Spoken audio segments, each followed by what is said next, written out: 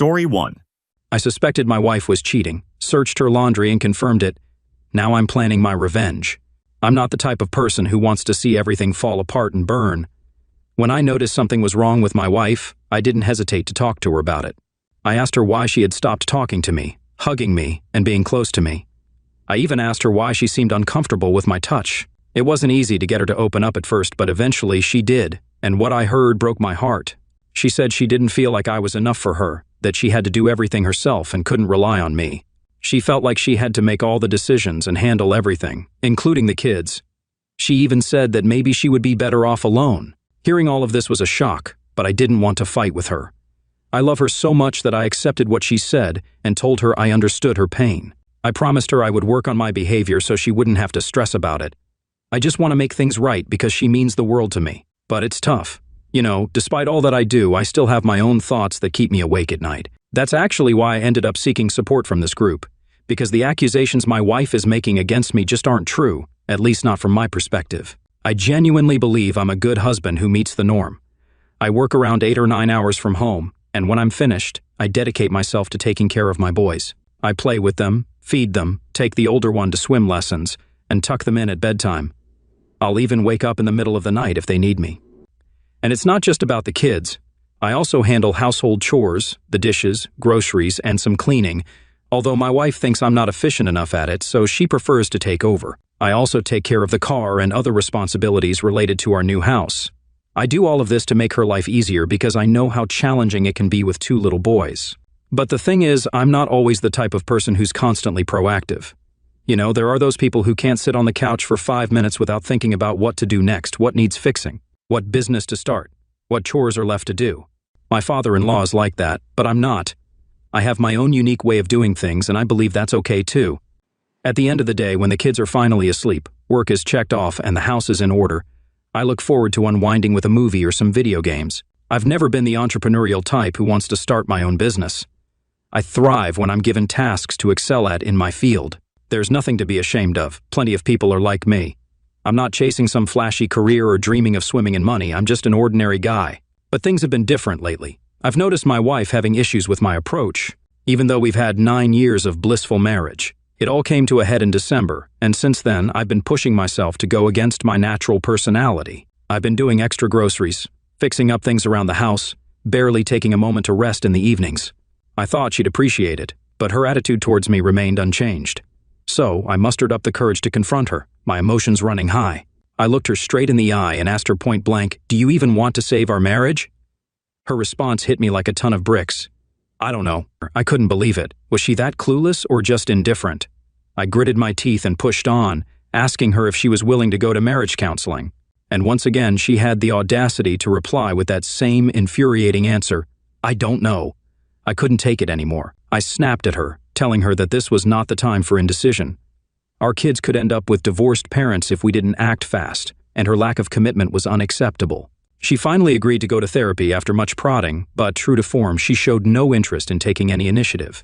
I had to do all the legwork in finding a therapist myself, and during one of our counseling sessions, she dropped some brutal truths that cut me to the core. She said she only married me to impress her family and fit into their idea of a perfect, happy family with beautiful children. She admitted that she was never truly in love with me, but was merely enchanted by the idea of marriage. As if that wasn't enough, I later found out that she had met with her fellow priest to discuss our marriage behind my back. It was a betrayal that left me reeling with anger and hurt. But despite it all, I soldiered on and found a good therapist for us. We're now approaching our 3rd session, but it's been a rocky road. We've learned that we have different love languages. I crave touch, while she prioritizes getting things done. It's been a constant struggle, and to make matters worse, she hasn't shown me any physical affection since we started counseling. No hugs, no touch, nothing. The therapist was taken aback when she heard that my wife and I hadn't slept in the same room for 6 whole months. My wife tried to explain it away, saying that she's been sharing the bed with the kids, and there's simply no space for me. But the therapist didn't hold back. She bluntly told my wife that it's a terrible example to set for the kids, denying their own father access to the bedroom. She even suggested that we should go to IKEA and buy a single bed to put next to the big one. So I went ahead and did just that. I bought the bed, assembled it, and now I sleep there. But I still feel just as alone as before. My wife is all the way to the left, the boys are in the middle, and I'm stuck on the far right, feeling like an outsider in my own marriage. From the very beginning of this issue, my wife has been changing her story. Now she's saying that she's depressed from being stuck at home with the kids all the time. She's claiming that she said all those hurtful things because she was just too emotional. But I would never dream of saying anything like that to her, no matter how upset I am. So, my wife went back to work, and we had to hire a nanny to handle the kids. The only change I noticed is that we started talking more. But I ain't just her buddy, I'm her husband too, and there's zero closeness between us. And it ain't looking like it's going to improve anytime soon, no signs of it. She doesn't give a damn about our marriage counseling sessions. I'm the one who has to keep setting them up. Things are much worse than I thought. My buddies were saying, dude, your wife is totally cheating on you. And at first, I thought it was like some sci-fi movie stuff. I didn't believe my wife would do that. But today, everything changed. I caught her red-handed by installing a voice-activated recorder in our car for just 3 days. She used the car to go to work and the gym, and bam! She called him, or he called her, twice. I heard every word of their video conversation on the phone and got all the evidence I need. They were talking about personal stuff, like when my wife and I first met 9 years ago. You know, all that attraction, inside jokes and stuff. I haven't felt that with her in a long time. Believe it or not, they were planning a vacation together, and she wants to visit him in July, giving him 2 years to move back to our country. I can't wrap my head around it. They were even discussing closeness details, and she straight up said she's leaving me to be with him. They were talking about their favorite positions, so you know they were real close. I listened to an hour-long recording of it all. I need to process it, and I'm meeting with an attorney next week, thanks to my friend's suggestion.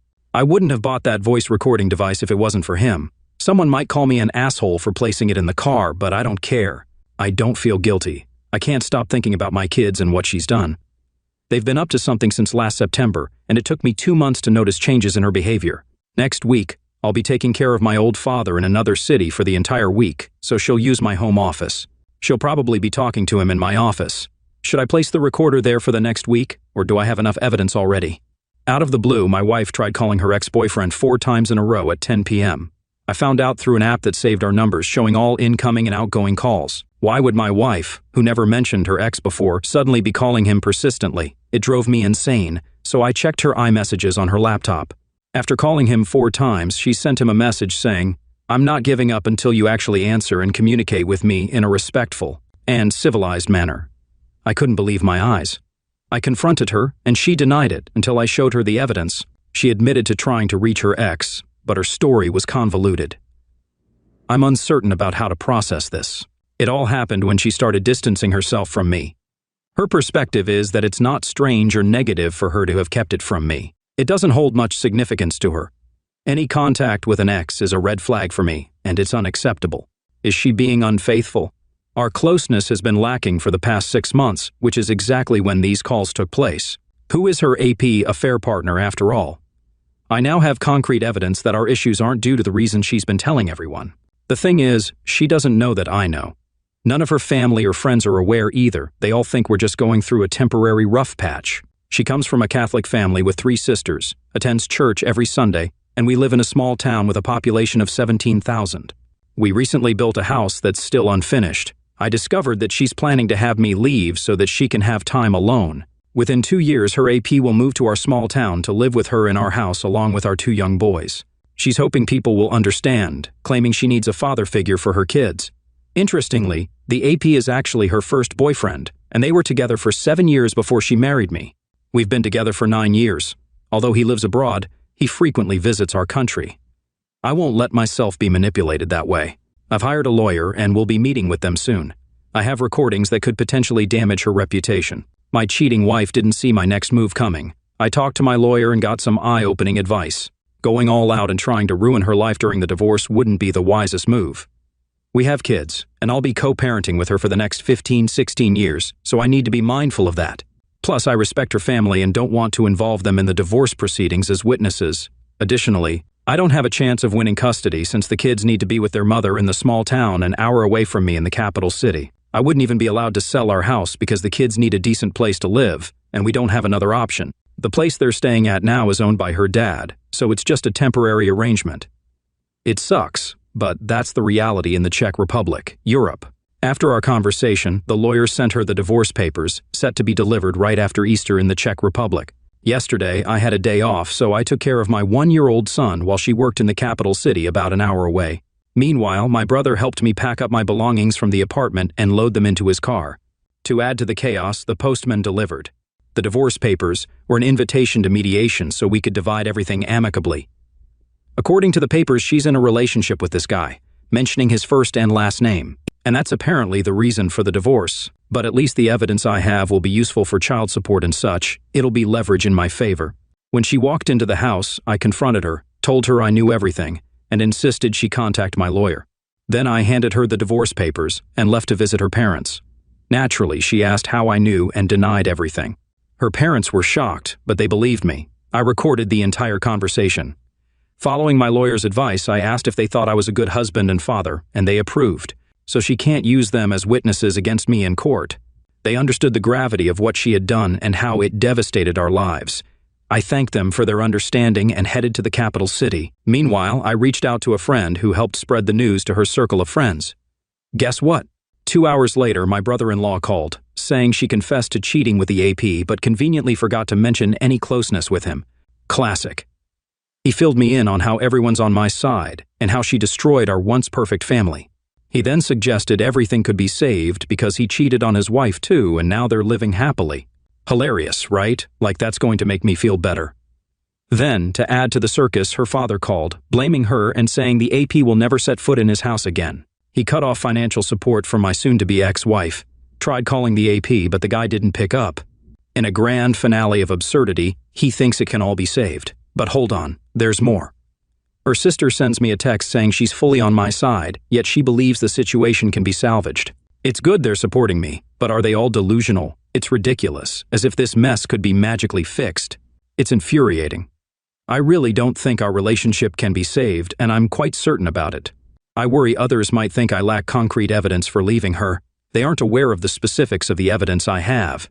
All they know is that it's some sort of tape. I've got recordings of her saying things like, "Make sure you can last longer than 3 seconds when I come to visit you in Brussels," or, "I'm curious if your dad's Johnson is as big as yours. I'll ask that woman how long your brother's Johnson is and let her know how big yours is. Oh, I love you so much. Well, I'm finally going to leave my husband.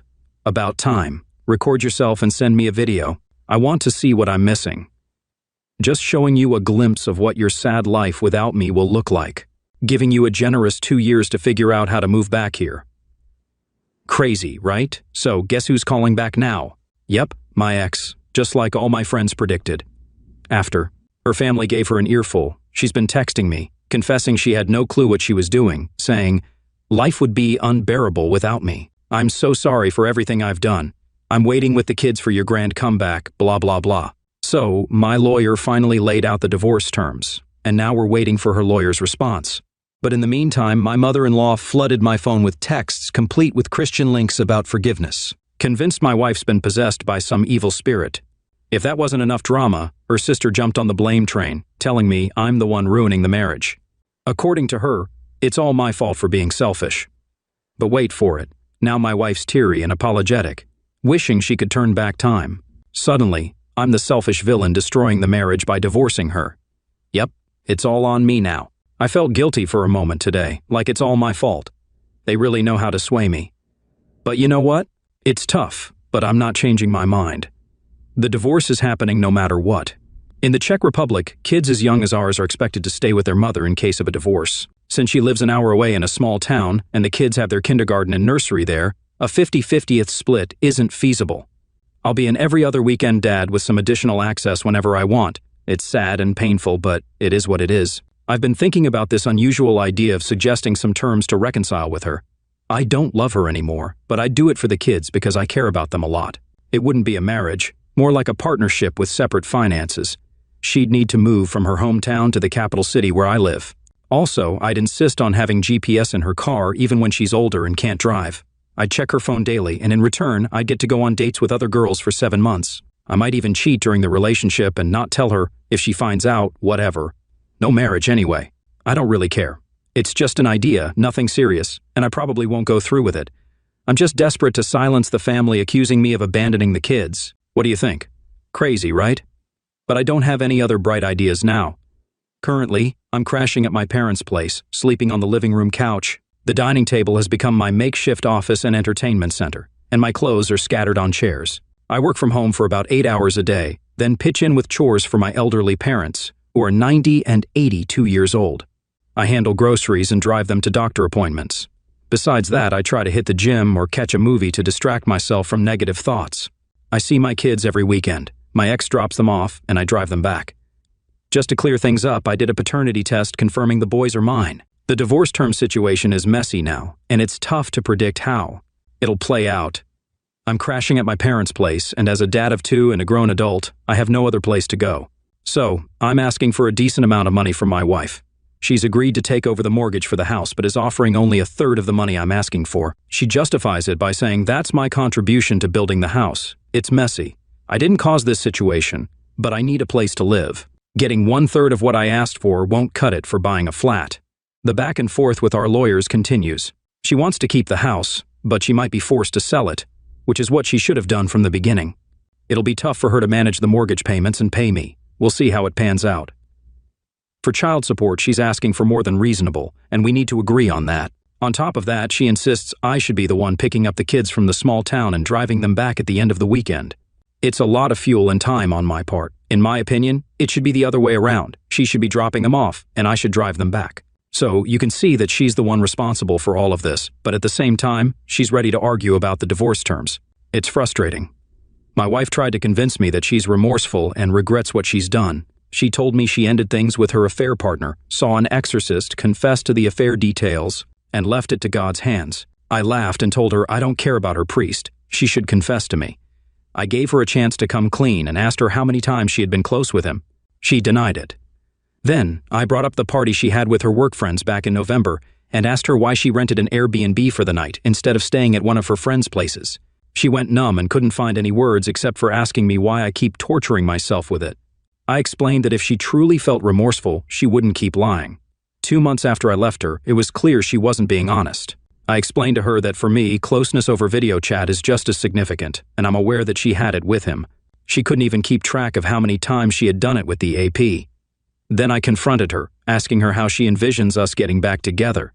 I pointed out how she would start a conversation with me and then lie. In the very next moment, I asked her if she was aware that I would be checking her phone every day and what she thought about that. She snapped back, "That's not trust, that's just treating me like garbage." Right at that moment, our son interrupted and the conversation was wrapping up. I added, "Don't forget, it's not just me you cheated on, but also our 2 beloved boys." It devastated her, and she started yelling that I'd better not say anything like that again in front of our kids. It's funny, her sister spilled the beans on how my wife acts sad and cries every day because of this situation. She's two-faced, acting all sad with the family but lying to me. She even said she could be with the affair partner and her family wouldn't care, as if I should be grateful she ended it with him and now she's in control. Seriously, divorce.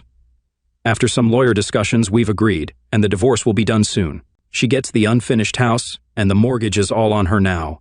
I want to clarify, it's for the kids, not revenge for her cheating. Plus, I don't want to live in her small hometown an hour away from the capital where I am now. However, I'm getting back what I invested in the house, and the amount is actually pretty good. Child support isn't bad, and we've agreed she drops the kids off in the capital every other weekend. I just have to drive them back.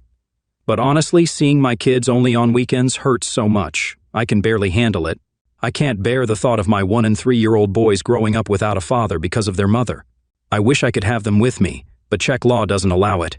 I might have to start driving there midweek or find another way to make it work. As for her, she keeps saying she still loves me and wishes she could undo the past. She claims she suffers every day because of what she's done. She's softened to the point where she doesn't mind if I check her phone. It wouldn't make her feel bad anymore. She apologized to my parents and seemed genuinely sorry. She's willing to do whatever it takes to make things right. Now here's a shocker. Her affair partner got dumped. According to mutual friends, he has a family in Brussels and didn't want to risk getting caught in this mess. It was all just a game for him, playing my wife. I'm moving on, not letting her toxic behavior drag me down. The divorce is happening, and there's no going back. Good riddance to the cheater. I've got better things to focus on and a brighter future ahead. Life goes on, and I'm not wasting more time looking back at the mess she created. How can you tell if your wife is cheating on you? Did her mood suddenly change, or did she start going out in the evenings? Did she express a desire to have fun with her friends or show any other unusual behavior worth noting? As for me, let's just say I had a strong intuition. When I got home from work, she was on the phone. The moment I walked in, she hastily said, "I have to go, he's home, bye," and immediately hung up, looking at me innocently. That triggered a terrible suspicion in me. I considered asking her about the call, but she could make up anything, right? Like chatting with a salesman about buying 2 massagers for the price of 1 for a cellulite treatment. Such thoughts didn't just pop into my head. There must have been a lingering doubt about my wife. I didn't like it, and I didn't want it to bother me every day. I'm not good with change. I prefer to stay out of something that's already working fine to avoid making it worse. Let me introduce myself and tell you about my family. I'm Ron, and Cindy and I have been married for 24 years. We have 4 children, 2 adults and 2 teenagers.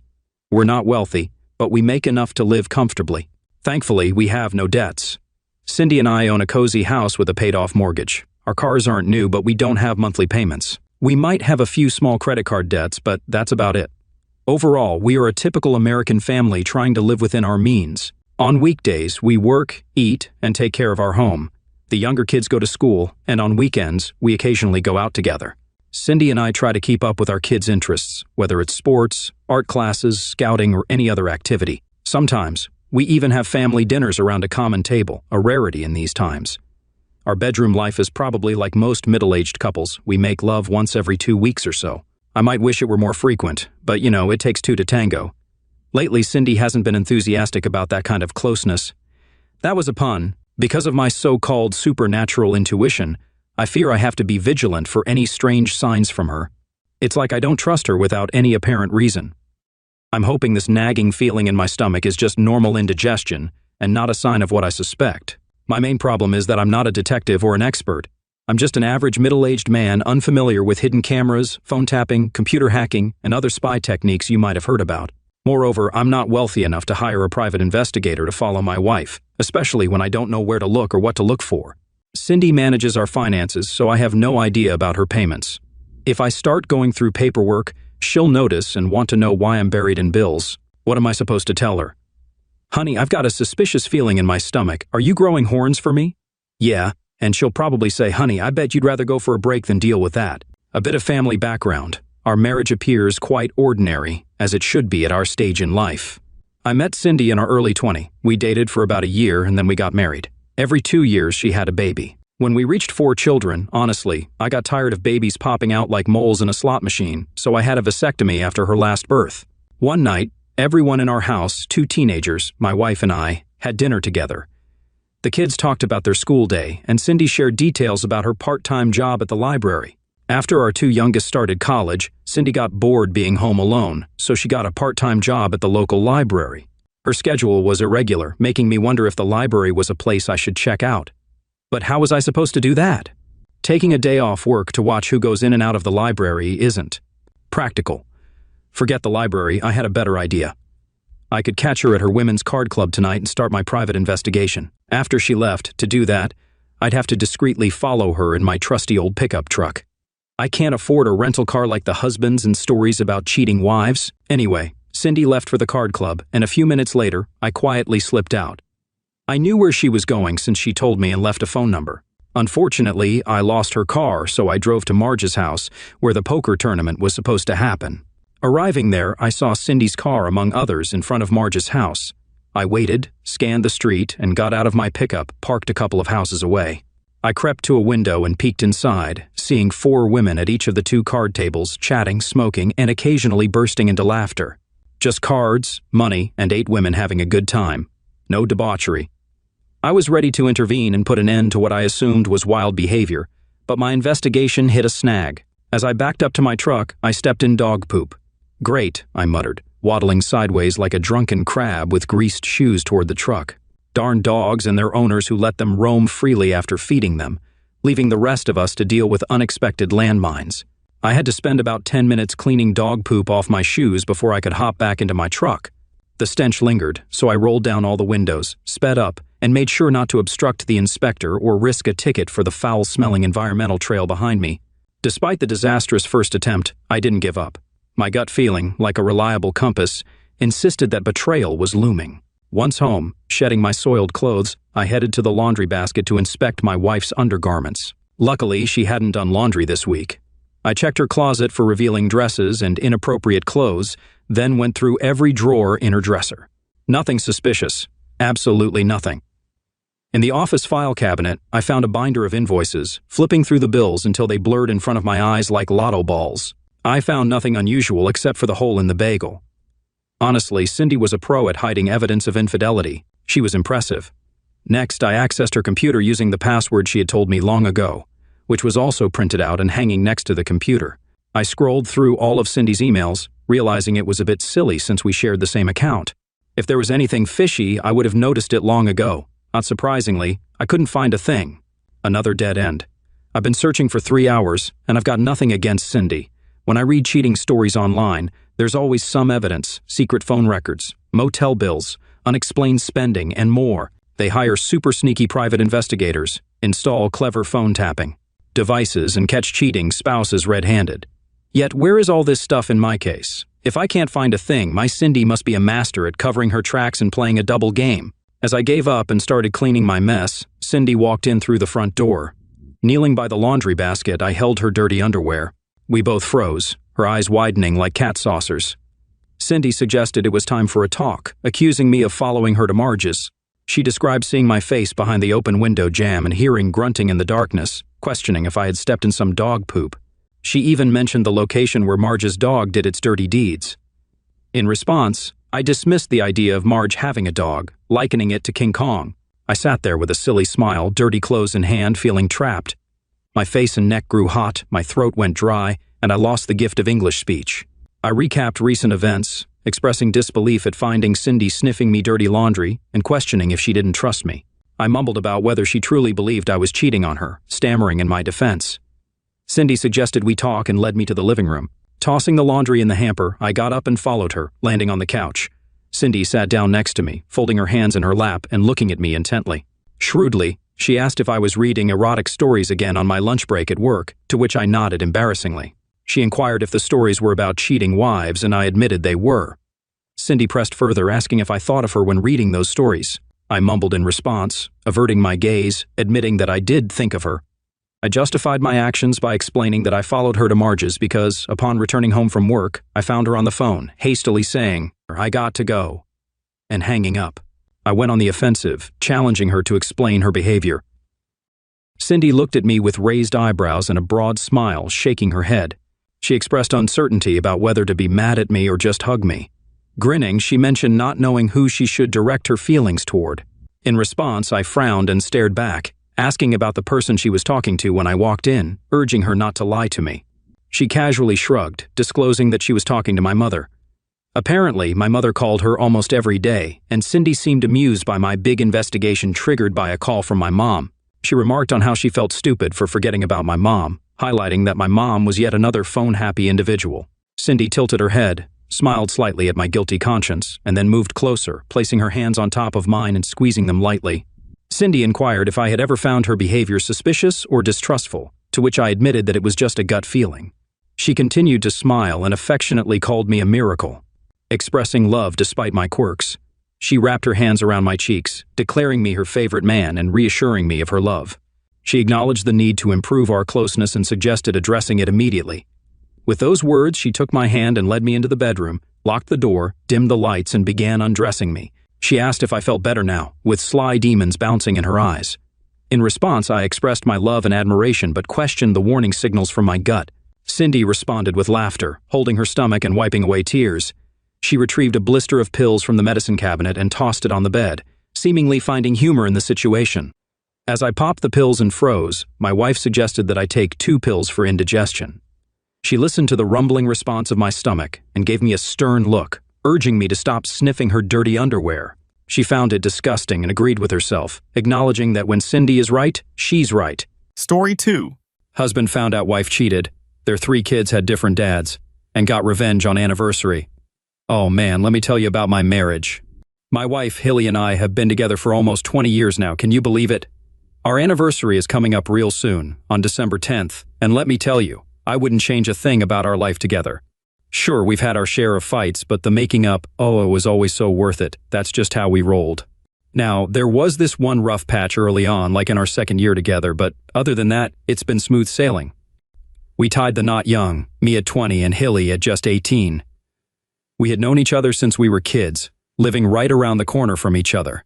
My older brother Bob had married Hilly's sister Pam a year earlier, so it felt like the natural next step for us. The challenge was that Bob and Pam had a baby within the first year of marriage, but we weren't so lucky. We went through tests, even though the doctors advised us not to stress and let things happen naturally. But Hilly's mom kept pushing us to start a family. She was always like that, especially since she had only daughters besides Pam. My mother-in-law, Jan, was eager for a grandson after having all girls herself. The test results were inconclusive. Hilly was fine, but I had a slightly low sperm count or something like that. Honestly, I never fully grasped all the details. The doctors reassured us that the situation wasn't too serious and that everything was all right. They advised us to be patient and assured us that our first baby would come when the time was right. Although we tried to be patient, the pressure did put some strain on our marriage. Luckily, we didn't have to wait too long. In our third year of marriage, Hilly gave birth just as the doctor had predicted. Linda arrived, a beautiful baby girl.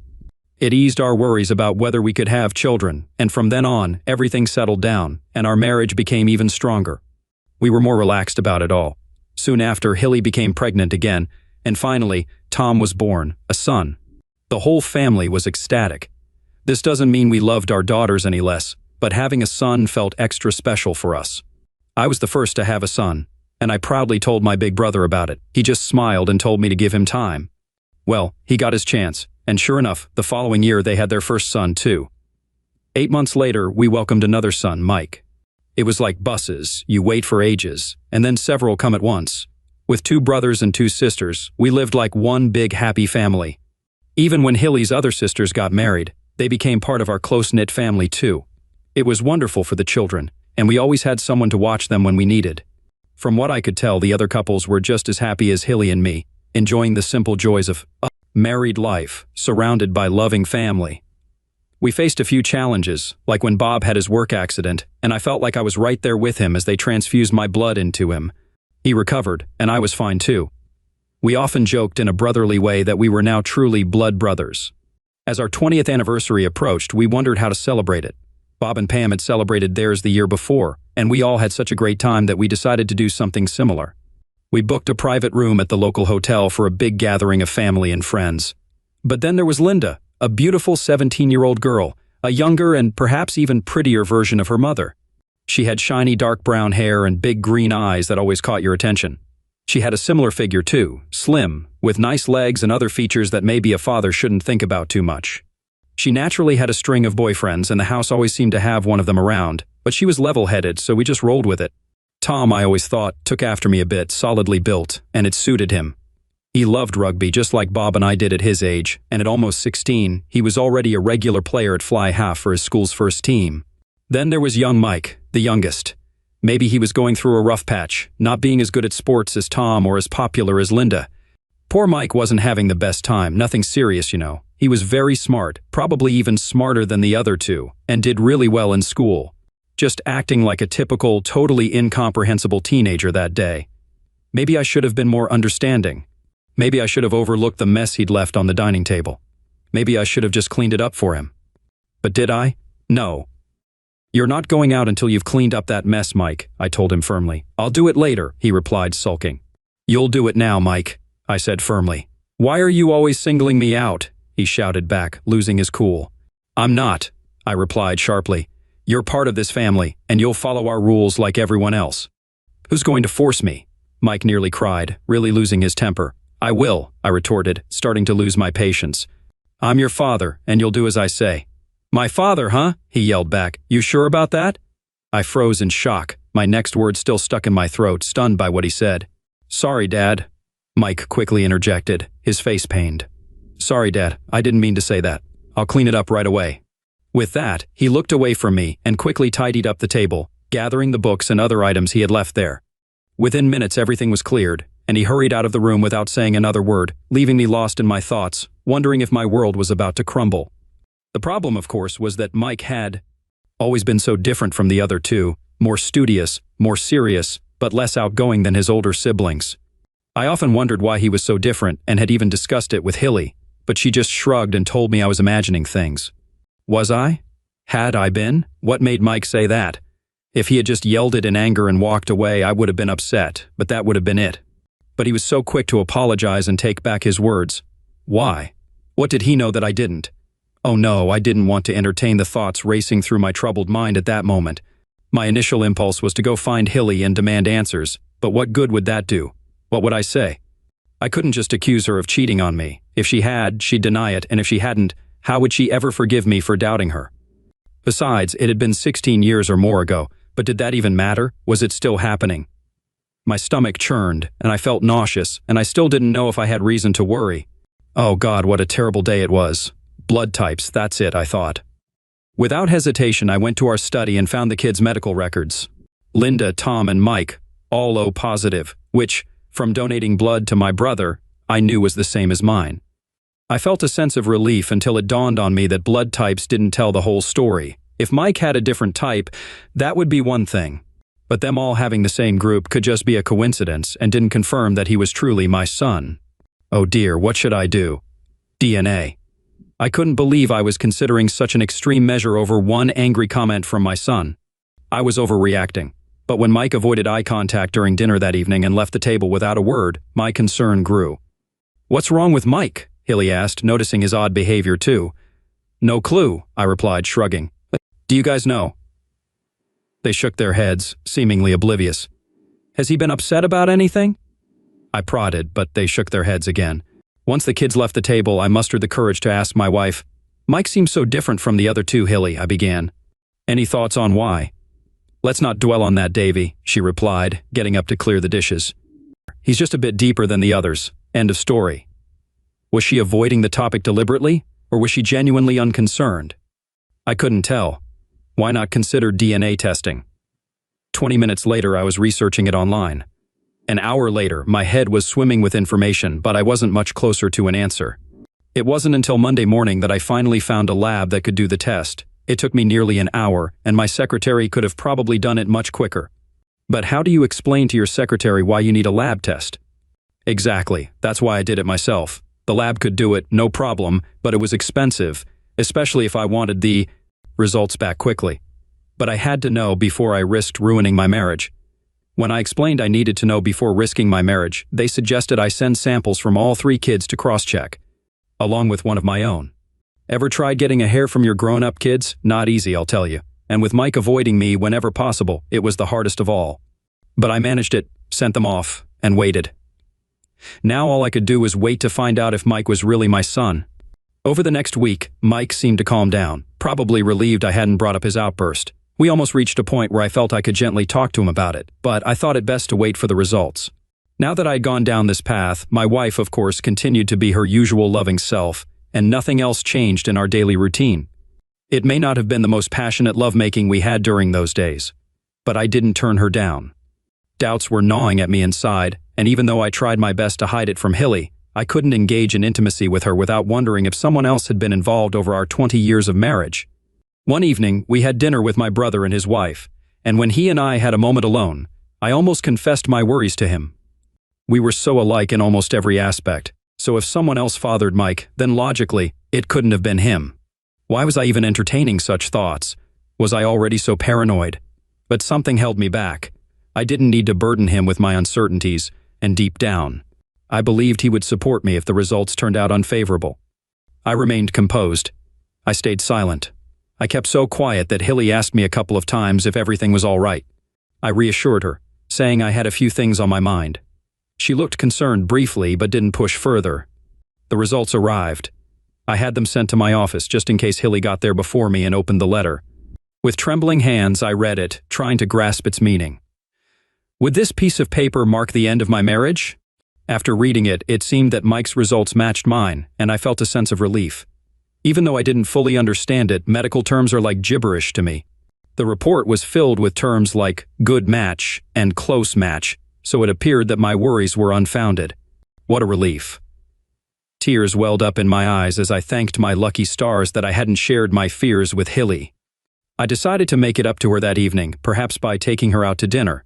And afterward, upon rereading the covering letter, which I hadn't paid much attention to before, I noticed that the lab wanted me to call them to discuss the results. I figured they just wanted to squeeze some extra cash out of me, and I wasn't sure if it was worth the hassle. When the phone was answered, I introduced myself as Davy Jones and mentioned that Dr. Hoskins had asked me to call. After providing some references, I finally got through to the doctor. "Hello, Mr. Jones," he greeted me. "Have you had a chance to review the results we sent you?" "Yes," I replied confidently. "It seems that my worries about my son, Mike, were unfounded." "Yes, indeed," he responded. "But it's not quite that simple, I'm afraid," he added. And my heart sank as I waited for him to deliver the bad news. "You mean he's not my son?" I stammered. "It's not that, Mr. Jones," he clarified. "There's less than a 1 in a million chance that he's not your biological child. I'm certain that he is your natural-born son."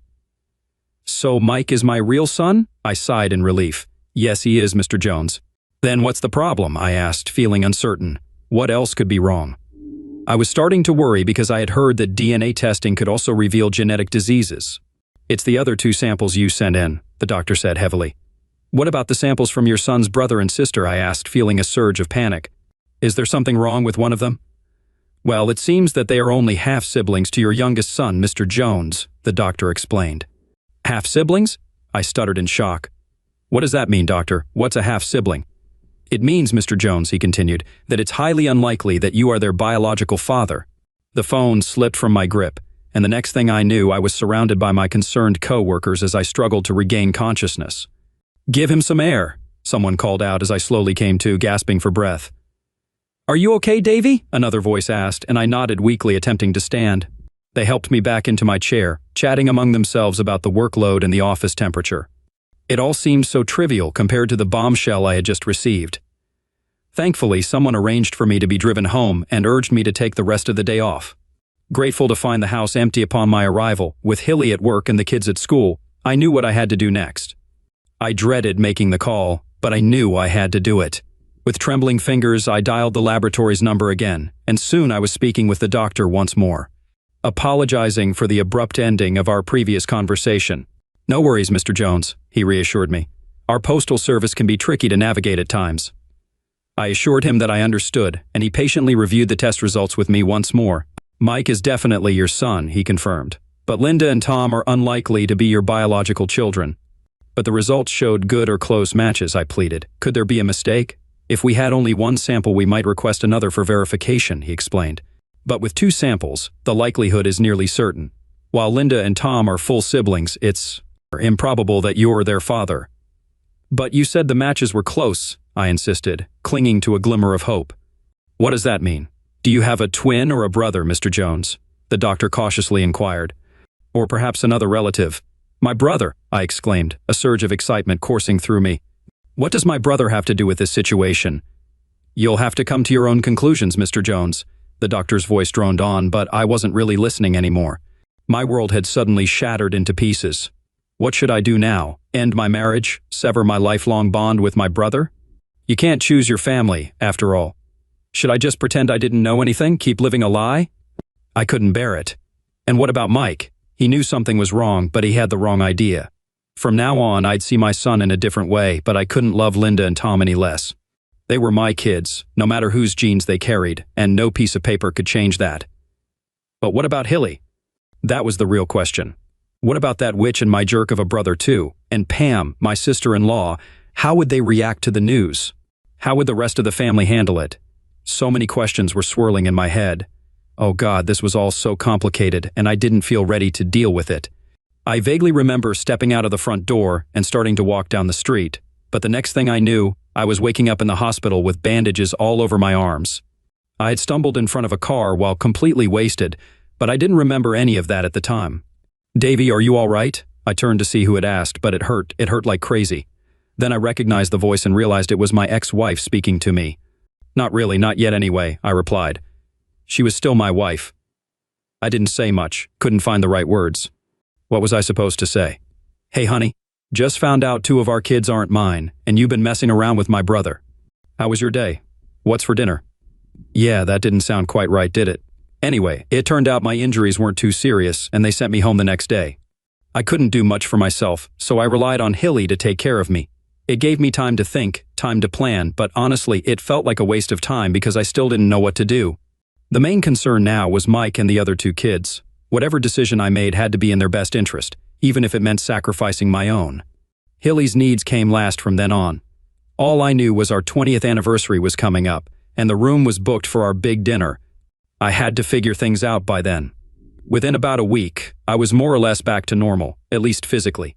Everything seemed to fall back into place while I contemplated my next move, but Mike was different. He seemed like he was on the edge, just the right age to act out. "You should talk to him, Davy," Hilly said one evening. "I don't know what's bothering him. He doesn't seem to want to talk to me anymore." "I'll have a chat with him," I promised. "Any idea what's going on with him?" she asked me. "I've got a few ideas," I said shortly. "Want to talk about them, Davy?" she asked. "Not really," I replied, catching her off guard. The chance came the next day when I found him alone in his room, and he couldn't avoid me. "Want to talk about what's bothering you, son?" I began gently. He just shook his head, not wanting to open up. "Is it about the other day, Mike? About our relationship?" I pressed, noticing a maturity in him that surprised me. "You don't understand, Dad," he challenged me. "I might know more than you think, son," I countered, trying to keep a smile on my face. "Then why don't you do something about it, Dad?" He pushed back. "Why do you let them get away with it?" Wait, this wasn't going the way I expected. It seemed like we were talking about something else entirely. "Get away with what, son?" I asked, confused. "You really don't know, Dad?" he repeated. "Apparently not, son," I admitted. "It's Mom and Uncle Tim, Dad," he whispered. "When you're at work, once a month or so, it's so embarrassing." "Uncle Tim?" "Darn it," I muttered under my breath. Tim wasn't Hilly's husband. He was married to another one of Hilly's sisters. "Oh, that," I mumbled pathetically, unable to think of anything else to say. "They've been doing it for years, Dad," my son informed me solemnly. "Linda thinks I'm Tim's son, not yours." With that, he broke down in tears, and I wrapped my arms around him to comfort him. It had been a long time since I'd done that, and I was surprised by how big and strong my little boy felt. "I can guarantee you, Mike," I assured him as I continued to hold him. "You are my son in every way, not Tim's." "How do you know, Dad?" he sobbed. "How can you be sure?" "I'm sure, son," I told him confidently. "Believe me, I'm sure." We talked for a while longer, and without revealing too much, I managed to convince him of his true parentage. It was like a weight being lifted off his shoulders. However, my brother's involvement as the father of Linda and Tom was not mentioned. Revealing that my supposedly perfect family was not as content as I had thought, both Linda and Tom were aware of their mother's affair with their uncle but opted to ignore it, unsure of how to address the situation. It was a terrible position to put them in. As for Tim, he was the youngest of the four sisters and undoubtedly the most attractive. While Hilly had her charms, Tim's wife added another layer of complexity to my already strained marriage. A few days later, I took all three kids out for lunch and did the most challenging thing I've ever had to do. I disclosed everything I had discovered. Throughout the day, I anxiously awaited their reactions, fearing the worst. Surprisingly, they handled the news relatively well. Linda shed a few tears, and Tom sat with his head in his hands, clearly distraught. Despite their initial shock, all three expressed a desire to confront their mother immediately. However, I convinced them to hold off, as I needed to sort out a few things first. All three of them pledged their love and loyalty to me and were close to cutting ties with Hilly for good. I managed to dissuade them from that, reminding them that despite her mistakes, she had always been a caring mother to them. I spoke about her in a way that didn't quite match my true feelings, especially after hearing the kids' revelations. According to them, Hilly, my supposedly loving wife, had been involved in some kind of relationship with her brother-in-law, Tim, for a while. However, it probably wasn't long enough for him to be Mike's father. The once-a-month claim might have been an exaggeration too, but none of us were certain. One thing was clear, though. The kids felt relieved to finally share their burden, and all three of them shed tears. Yes, even Tom joined in as we gathered together that evening. Let me correct that last statement. All four of us shed tears. I craved revenge, but I had to find a way to seek it without causing pain to my children. And yes, I chose my words carefully. I meant it when I said I needed revenge. I meant it for him, and yes, I meant it for my children. I pondered for a while but couldn't come up with a grand scheme for revenge. It seemed like a direct confrontation was my only option. Luckily, I had the upcoming event to do just that, the 10th of December. Our family had gathered, as families do. With my parents gone, Bob and I were among the older ones.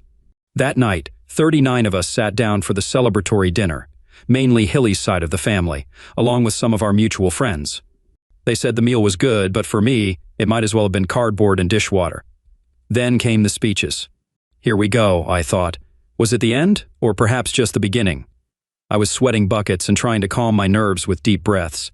What I had to do wouldn't be easy, but it had to be done. "Welcome, everyone," I began, starting with some small talk. Then I steered the conversation towards celebrating 20 years of marriage with my wife, Hilly. But there were some very interesting and personal things about our marriage that I needed to share with everyone. And that's where things were about to get interesting. Laughter filled the room, and there were a few jokes about our bed life. Hilly blushed, thinking it was all in good fun, but little did they know how mistaken they were. As the laughter settled, Linda stood up abruptly, followed by Tom and then Mike. Without a word to anyone, the whole table watched, bewildered and curious about what was going on. "Come back here, all three of you," Hilly exclaimed, jumping up. "Don't be disrespectful to your father." Only Tom glanced back at his mother with a sad shake of his head before joining his siblings outside. "David," Hilly called to me, desperate for me to intervene. "Do something. Tell them to come back right now." "It's all right, dear," I responded firmly. "They already know what I'm going to say, and since it concerns them, maybe it's best they're not here." Hilly looked shocked at my response, first surprised by my defiance, then worried as she tried to understand my motives. "Sit down, Hilly," I commanded firmly, my tone leaving no room for argument. "As I was saying," I continued, scanning the faces around me, "I've had 20 years of what I thought was a perfect marriage until a few weeks ago." I paused for effect, feeling the tension in the air. Some looked puzzled, others still wore smiles, expecting a joke. But many seemed concerned, surprising me. Imagine my shock, I went on when no one spoke up, to discover that Linda, my beloved daughter, is not biologically mine. Hilly couldn't hold back her sobs, her hands covering her face, breaking the silence. "Would you like to tell everyone who Linda's real father is, Hilly?" I asked, but she remained silent, only her crying disrupting the quiet. "Fine then," I pressed on. "Does anyone else want to confess who's been with my wife behind my back?" No one dared to speak, and I stood there, my gaze sharp and accusing, surveying the stunned faces of my family and friends. As terrible as it sounds, there was a strange satisfaction in exposing those who had deceived me. They had no idea how much I had uncovered.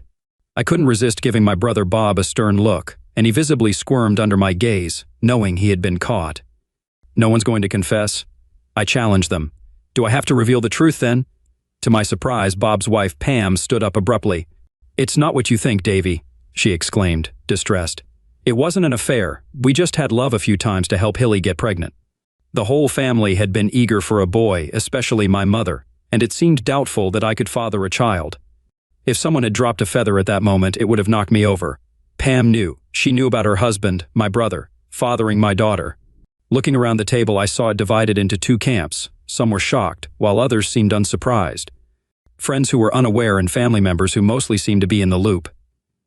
As I stood there trying to collect myself, friends began to excuse themselves one by one, leaving around 17 or 18 of us, all relatives.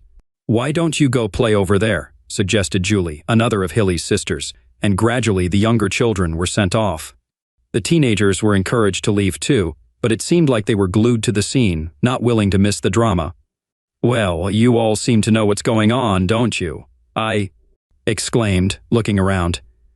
"You're all aware of this mess except maybe the kids here." A couple of husbands appeared confused, but nobody denied it. "Look, Davy," my brother attempted to explain. "It's not what you think, I swear." He seemed poised to say more, but my expression of pure anger silenced him instantly. "So you all knew that Bob slept with my wife and fathered Linda, huh?" I demanded of the table. Nobody admitted it outright, but again, nobody denied it. "I swear it was just 3 times, Davy," Pam defended herself, her voice rising. "Whose ridiculous idea was this anyway?" I shouted angrily, my frustration growing. Once again, nobody dared to speak, but too many eyes shifted towards Jan, my mother-in-law. "I should have known," I muttered, acknowledging her role. "Thanks a lot, Mom," I said to her with a heavy heart. "Your desperation for a son has shattered my marriage." "No," Hilly finally intervened, her voice trembling. "Please, Davy, don't say that. I can't imagine life without you. Can't you find it in your heart to forgive one mistake?" "One mistake?" I echoed incredulously. "Just one mistake." "Yes, honey," Hilly pleaded tearfully. "It was only that one time. It seemed so foolish now, but back then, Mom's plan made sense." "And what about Tom?" I pressed her, my tone firm. "Well, he's yours, of course, Davy," she assured me. "Wrong," I corrected her sternly. "I've had a DNA test done, and his father is the same man as Linda's." The atmosphere in the room shifted instantly. "What are you saying, David?" Pam exclaimed in shock. "You heard me, Pam," I confirmed, not backing down. "If my dear brother there is Linda's father, then he's also Tom's father." Silence hung heavily in the air as this revelation sunk in. "You scoundrel!" Pam snapped at her husband, her voice trembling with anger. You promised me this wouldn't happen, and then you went off and slept with that woman again, Bob muttered, avoiding eye contact, clearly regretting his actions. And you traitor, Pam yelled at Hilly, her voice seething with anger. I agreed to let you have my husband just that one time, and then you continue sleeping with him. With that, she marched 3 steps towards her sister and slapped Hilly hard across the face. You deceitful whore, she spat, striking Hilly repeatedly until someone intervened and pulled her away. Tears streamed down Pam's face as she was restrained. Are you satisfied, Mom? I demanded, glaring at Jan, but she remained expressionless. So who else has been betraying me? I challenged the room, locking eyes with Tim, who sat across from me. You scoundrel, Julie screamed beside me, shocking me with her outburst. It's true what they said, you did sleep with her that night at the party. Confusion filled the air as Julie turned to her husband, Ted, who sheepishly admitted to the accusation. And you, my dear sister, Julie turned her. Fury towards Hilly. Have you slept with all your brother-in-laws, you shameless woman? Well, she certainly had her way with Tim over there, I interjected, a sense of satisfaction creeping in. Tim's feeble attempts to deny the accusations only fueled the chaos, leading to Julie delivering a swift blow to his nose. Don't bother coming home tonight, she yelled at him. In fact, don't ever come back. Pam unleashed her fury on Bob. I'm divorcing you, and I never want to lay eyes on you again. The 3 upset sisters linked arms and headed for the door. You're no sister of ours, they yelled back at Hilly as they stormed out. Feeling pleased now, Jan? I confronted my mother-in-law, but she remained stoic, staring straight ahead as Hilly continued to cry into her arms. Finally, my father-in-law, Alf, spoke up.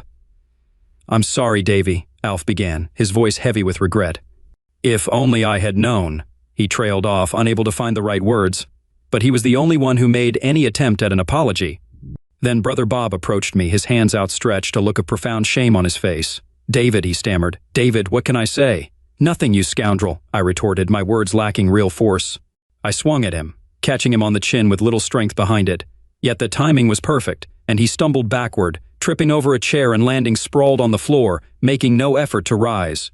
That seemed to mark the end of the festivities, as the atmosphere soured, draining the fun out of the evening. Hilly didn't return home that night, and after grabbing a few things, she never returned. The kids were adamant about not speaking to her for a while. Despite my own feelings of hatred towards her, however, I had to prioritize the well-being of the kids. Eventually, they softened and allowed her back into their lives, but things were never the same. I remained dad while she became more like a distant figure. The family was torn apart. 2 of the sisters who left that night filed for divorces, leaving only Pam to stick with Bob. However, she gave him a rough time, believing in giving him a taste of his own medicine. Pam showed up a couple of nights later when the kids were out, and her intentions quickly became clear.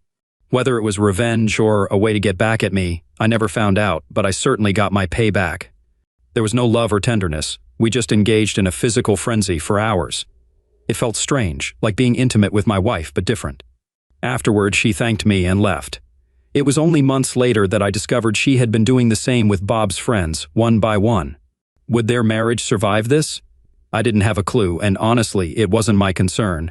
But I could imagine it being pretty rough for my brother. About 3 weeks later, one of my other sisters, the attractive one, gave me a call and asked me out for dinner. I agreed, and we went. Out, had a meal, chatted, flirted, kissed, and ended up in bed. However, this time it felt different. After the initial excitement, we shared a deeper connection, making love reminiscent of the early days with Hilly. I couldn't fathom why Tim had strayed from his marriage, but it definitely wasn't due to any lack of desire for intimacy. Perhaps the sweetest twist was when Jan's long-suffering husband, Alf, had enough of her meddling. He bought a 40-foot yacht and spent the rest of his days sailing around Europe. It was quite convenient for me and the kids. We often joined him for sailing trips, exploring places like the south of France, Majorca, and the Canary Islands, creating cherished memories. Linda crossed paths with a young Spaniard while sailing and eventually tied the knot with him. He hailed from a family that owned one of Europe's largest boat marinas, which turned out to be quite advantageous. As for the boys, they're taking their time and not rushing into marriage too soon, perhaps learning from their father's experience. They've got plenty of time ahead of them. As for me, I don't have much contact with Hilly, but the kids keep me updated. Apparently, she's taking life one day at a time and often inquires about me. I just nod in response. Oh, and as for my own love life, I'm considering giving marriage another shot. But this time I'm looking inward. There's a mutual affection between us, but we're both a bit cautious. Time will tell. I want to be certain that I'm not getting married partly out of spite toward Hilly. Although I must admit the thought of her reaction if I did tie the knot again brings a smile to my face. Story 3. This weekend, it was our turn to host a party, which we do about once every 6 weeks. Our group consists of 6 people, 3 couples, who typically gather at one of our homes. The attendees are Anna's friend Sally and her husband Carl, our neighbor Jackie, and her current husband Trent. Occasionally others join us, but this core group remains constant. We're all in our 20s, and none of us have kids. This is either by choice or circumstance. Sally and Carl have opted not to have children, while Trent has 2 kids from his previous marriage, who live with his ex-wife. He's actively seeking custody of them. Our parties usually involve food, drinks, and a themed activity. Sometimes it's a simple game of cards, watching sports on TV, or if we're at Trent's place, we'll swim in his pool, weather permitting. The girls, especially Sally and Mayanna, take charge of organizing these gatherings, coordinating through phone calls to ensure everyone can attend on a particular date. Anna enjoys chatting and gossiping on the phone, and she's quite adept at organizing events. Anna is a voluptuous woman with wavy light brown hair. She enjoys flirting a bit, which can occasionally drive me up the wall. While she thrives on attention, she's always remained faithful to our relationship. I hail from the coastal town of Oregon where my family still resides. After graduating from a state university with a degree in finance, I became a certified financial planner. Though somewhat introverted, I found joy in studying money markets, statistics, and economic history. My father's reputable insurance business in our city lent me credibility in the financial world. I was actually named after my father, Joseph Washburn, and go by JT. Initially, I rented office space in his building. I diligently set up meetings with clients, explaining my conservative yet growth-oriented investment approach. While affiliated with a national firm, I also conducted independent research, which I found fulfilling. My first year as a financial planner was moderately successful. Clients saw solid returns, often outperforming the market. Sharing office space with my father allowed me to inherit some of his long-term clients, whom I prioritized getting to know personally. However, by my second year, it became evident that our city lacked the necessary business opportunities to sustain my financial goals. As a student of economics, I realized I needed to expand beyond our city's limits. The weather cooperated for our latest party, so we opted to dine outside on our spacious terrace equipped with a barbecue and open kitchen. When I asked Anna about tonight's theme, she suggested we play a lively and entertaining game, sparking a bit of friendly competition to ensure maximum enjoyment. Personally, I was content with the company, indulging in food, drinks, and perhaps an extra glass or 2 of wine. "What game? Don't sweat it, JT. I'll take care of it. You just focus on getting the barbecue ready." That was fine by me. I started mulling over the groups scheduled to gather that evening. First up were Sally and Carl. Sally and Anna had been pals since middle school. Sally, a tad plump but well-proportioned, sported ample assets. I'd rate them at 38. She had a penchant for flaunting them in low-cut tops, a habit I sometimes had to veto in Anna's wardrobe choices. Carl, a diesel mechanic at a large city shop, was a good-natured guy. Despite Sally's flirtatious antics, he remained unfazed. A big fellow, probably around 6'3" or so, Carl was all right, though I doubt we'd be pals if not for Anna and Sally's connection. Then there were Jackie and Trent, our neighbors. How we got so close, I couldn't recall. Jackie had a plain face but an exceptional figure, more lean than Anna's voluptuousness with a natural thinness. She was sharp, and oddly enough, I found we shared the most common ground in the group. Trent was a golfer, slim, standing at approximately 5'9". There was a certain cockiness about him that initially rubbed me the wrong way, but I learned to tolerate it. Trust was another matter, though. Still, he added a spark of wit and liveliness to our gatherings. Just then, the doorbell rang, signaling the arrival of guests. Meanwhile, I made plans to relocate my financial planning practice to the city. Joining a firm there, I'd still maintain my practice back in our coastal town, just a 2-hour drive away. The idea was to spend a week each month there, staying with my folks while meeting with clients. So far, the transition had been smooth. I shared an apartment in the trendy Maples neighborhood near downtown with Julian Lee, an old college buddy who worked as an IT specialist for a major bank. The neighborhood boasted walkable access to my office and an array of dining, drinking, and shopping options. It was a vibrant, youthful enclave. It was at one of the local bars where I first encountered Anna, who worked at Lucas, a chic eatery and watering hole nearby. To me, she exuded a Playboy bunny vibe, sensual and stunning. Always dressed to accentuate her curves and cleavage, she tended bar with effortless allure. Our conversation flowed, with Anna showing a keen interest in my life, career, and aspirations. A bit surprising given my mundane role as a financial planner. In high school, I dated Gail Benson, a lovely, smart girl. We attempted to keep the flame alive through college, but eventually called it quits. Though I had a few flings during those years, a steady girlfriend eluded me. On the night we met, I almost mustered the courage to ask Anna out, sensing a mutual interest. Yet, I hesitated, fearing rejection and the awkward aftermath.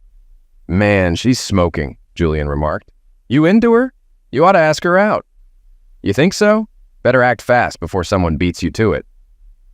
The following evening, I ventured to Lucas solo and arranged a date with Anna for Sunday night. And so it began. I was a bit nervous. Never had I been with such a stunning woman, yet she showed clear interest in me. It didn't take long before she signaled her interest unmistakably. Love-making. With Anna, it was unlike anything I'd ever known. Despite having had other carnal partners, including my high school sweetheart Gail, I was a mere novice compared to her expertise. We explored every avenue, her guidance proving invaluable. Anna's physique was exquisite. Pert bosom, shapely behind, neither too slender nor overly curvaceous. Soft, alluring, undeniably feminine. Sometimes I pondered her proficiency, her vast experience evident. Yet delving into our carnal histories seemed fraught with discomfort. Any apprehension I harbored paled in comparison to the sheer ecstasy she provided. We lounged on our back porch, having finished dinner and sipping on 2 glasses of wine each. I might have indulged in a 3rd glass of red, engaged in a lengthy conversation with Carl about his aspirations for a managerial role at the diesel shop where he toiled. He pondered attending the owner's church, a devout man, to curry favor. Advising against insincerity, I encouraged him to weigh his options carefully. As we idly chatted, Sally inquired, "So, Anna, what's the plan for tonight?" "All right," Anna began. "Keep an open mind. This is just for kicks. We're playing truth or dare." Internally, I groaned. Yet Carl, Sally, and Trent erupted in applause, signaling their approval. Anna flashed a smile my way before turning her attention back to Sally. Grinning, Carl and Trent joined in, while Jackie, with a faint smile, seemed less enthused. The game kicked off innocuously enough, laced with subtle carnal undertones. Nothing too scandalous. "Who's your celebrity crush? What age did you lose your chastity?" And so on. Then it was Trent's turn to pose a challenge. He singled out Anna, who opted for a dare. "Anna, how about ditching either your shorts or your top?" "Wait a sec," I interjected. "Is this all right? I mean, are you wearing anything under there?" Anna reassured, "It's cool. I've got underwear on. It's like a swimsuit." Anna thrived on attention, her behavior occasionally teetering on the edge. While I appreciated her self-assured sensuality as something uniquely mine, I had no desire for others to encroach upon our closeness. Without hesitation, she shed her top, revealing a lacy white bra that left little to the imagination. Her mammary glands peeked through the sheer fabric, her bosom swaying gently. Standing proudly, Anna basked in the admiration of Trent and Carl, with Sally's giggles punctuating the scene. "You go, girl," Anna reveled in the spotlight. Though inwardly perturbed, I kept my thoughts to myself. Everything proceeded smoothly until Sally dared to reveal her entirely unclothed bosom. In contrast to my reaction, her husband Carl cheered her on. She exposed them, and they were certainly sizable. Not my preference, but sizable. Laughter erupted all around except from Jackie and myself. I suggested, "One more round, then let's call it quits on this game." There were a few laughs and objections, but I worried we might be pushing boundaries. It was Anna's turn, and she picked Trent. "All right, give it a shot," Trent challenged. "Show your package in your pants for 10 seconds, Anna dared. "Don't you dare," Jackie retorted. With that, Trent stood, unzipped his pants, and dropped his shorts and boxers. He was 6 inches flaccid, not skinny. Both Anna and Sally looked to me. I was stunned while Carl chuckled. Trent even did a little dance resembling a male dancer. Anna seemed fixated on his member. Just then, Jackie declared, "I'm out," looking furious. She told Trent he could either get in the car dressed or walk home. With that, everyone departed, and the party was officially over. As we tidied up, Anna was unusually quiet. "This went too far, don't you think?" I ventured. "Oh, lighten up. It was all in good fun," she quipped. "Anna, people were getting undressed or almost undressed, including you," I pointed out. "I'll show you undressed," she teased, beginning to undress. I quickly averted my gaze, feeling both carnally satisfied and uneasy about the evening's events. I resolved to have a serious discussion about boundaries the next day. I wasn't the type to enjoy my wife exposing herself to other men. The following morning, I rose early for a run, planning the conversation I intended to have with Anna. I intended to emphasize that while I enjoyed a good time, our bodies were sacred to our marriage vows. I was unwavering on this matter. Upon my return, I heard Anna laughing on the phone. She must have noticed my presence as the laughter ceased abruptly and the volume lowered. I could have sworn I heard the word undressing before she realized I was there. "Who was that?" I asked. "Just Sally," she giggled. "She and Carl had a blast and declared our party the best so far. Speaking of which, I think we need to discuss some of the events from last night, especially your behavior." Anna was typically easygoing, so it took considerable effort to upset her. But my comment managed to do just that. She insisted it was innocent fun, nothing to fret about. No one else was bothered, and nothing untoward happened. I tried to soothe her, reason with her, and express my feelings, but she remained disinterested. After she lashed out at me, silence fell. As I began working in the yard, I mulled over my emotions. I didn't think I was being unreasonable. I wanted to give her the freedom to be herself. After all, that's who I married.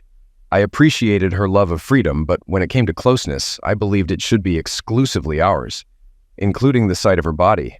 I have to admit, I was a bit unsure of myself. Anna is a stunning, attractive woman, while I'm just a simple financial planner.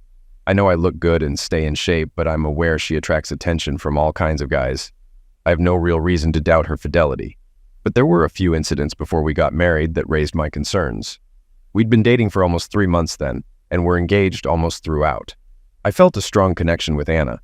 We had some meaningful conversations, and I learned about her life. Her father's departure left her, her mother, and older sister. Anna craved male attention, and as soon as her body developed, she received it. I didn't delve into her carnal history, but it seemed by the time she was 16, she wasn't a maid anymore. It sounded like she had boyfriends and casual flings, as she put it. No wonder she never had trouble finding the next one. She loved attention, and knew her looks could easily attract guys. We received an invitation to a casual acquaintances party the following Saturday evening. Though we hadn't formalized our exclusivity yet, in my opinion, we were exceptional.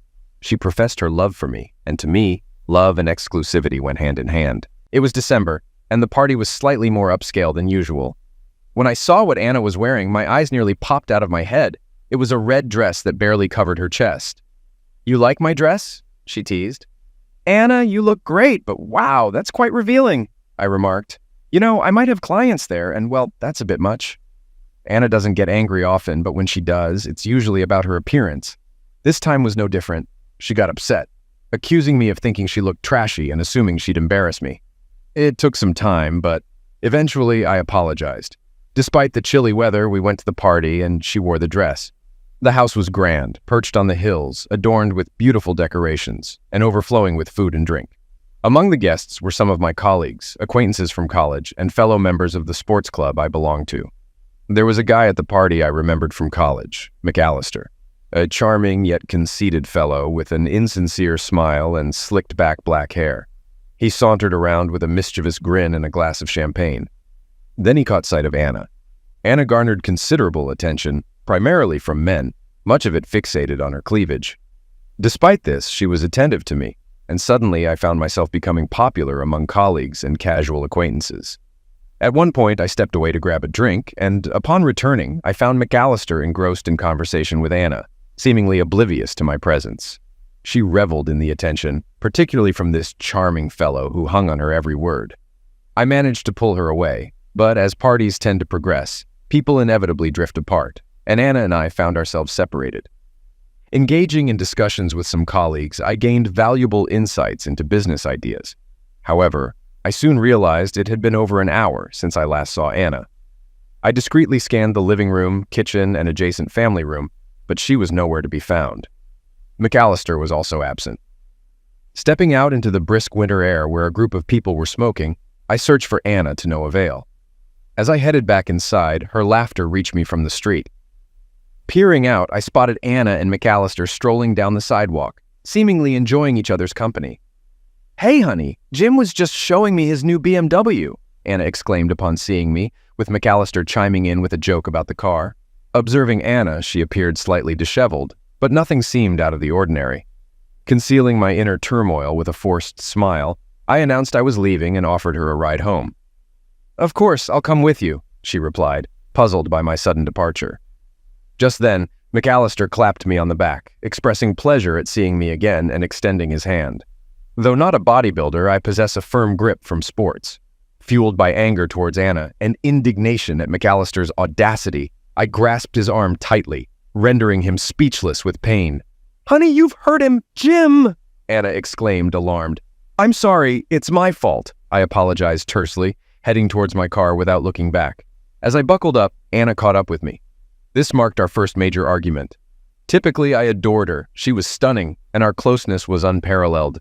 However, I knew she craved attention and measured her worth by the admiration of men.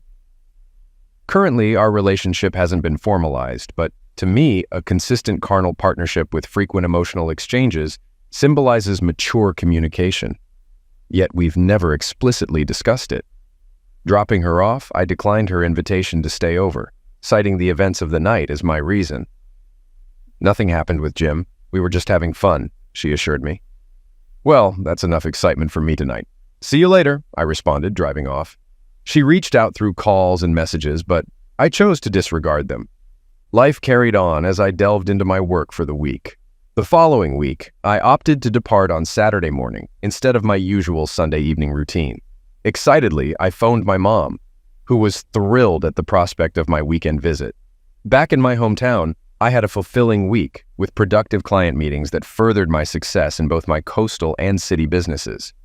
Making strides toward my financial goals, I garnered attention within my organization. A week ago, I would have affirmed that my personal life was on the right track. Now, however, I couldn't make the same assertion. Despite her persistent attempts to reach out, my responses remained minimal. Inquiring about my return, I provided a date.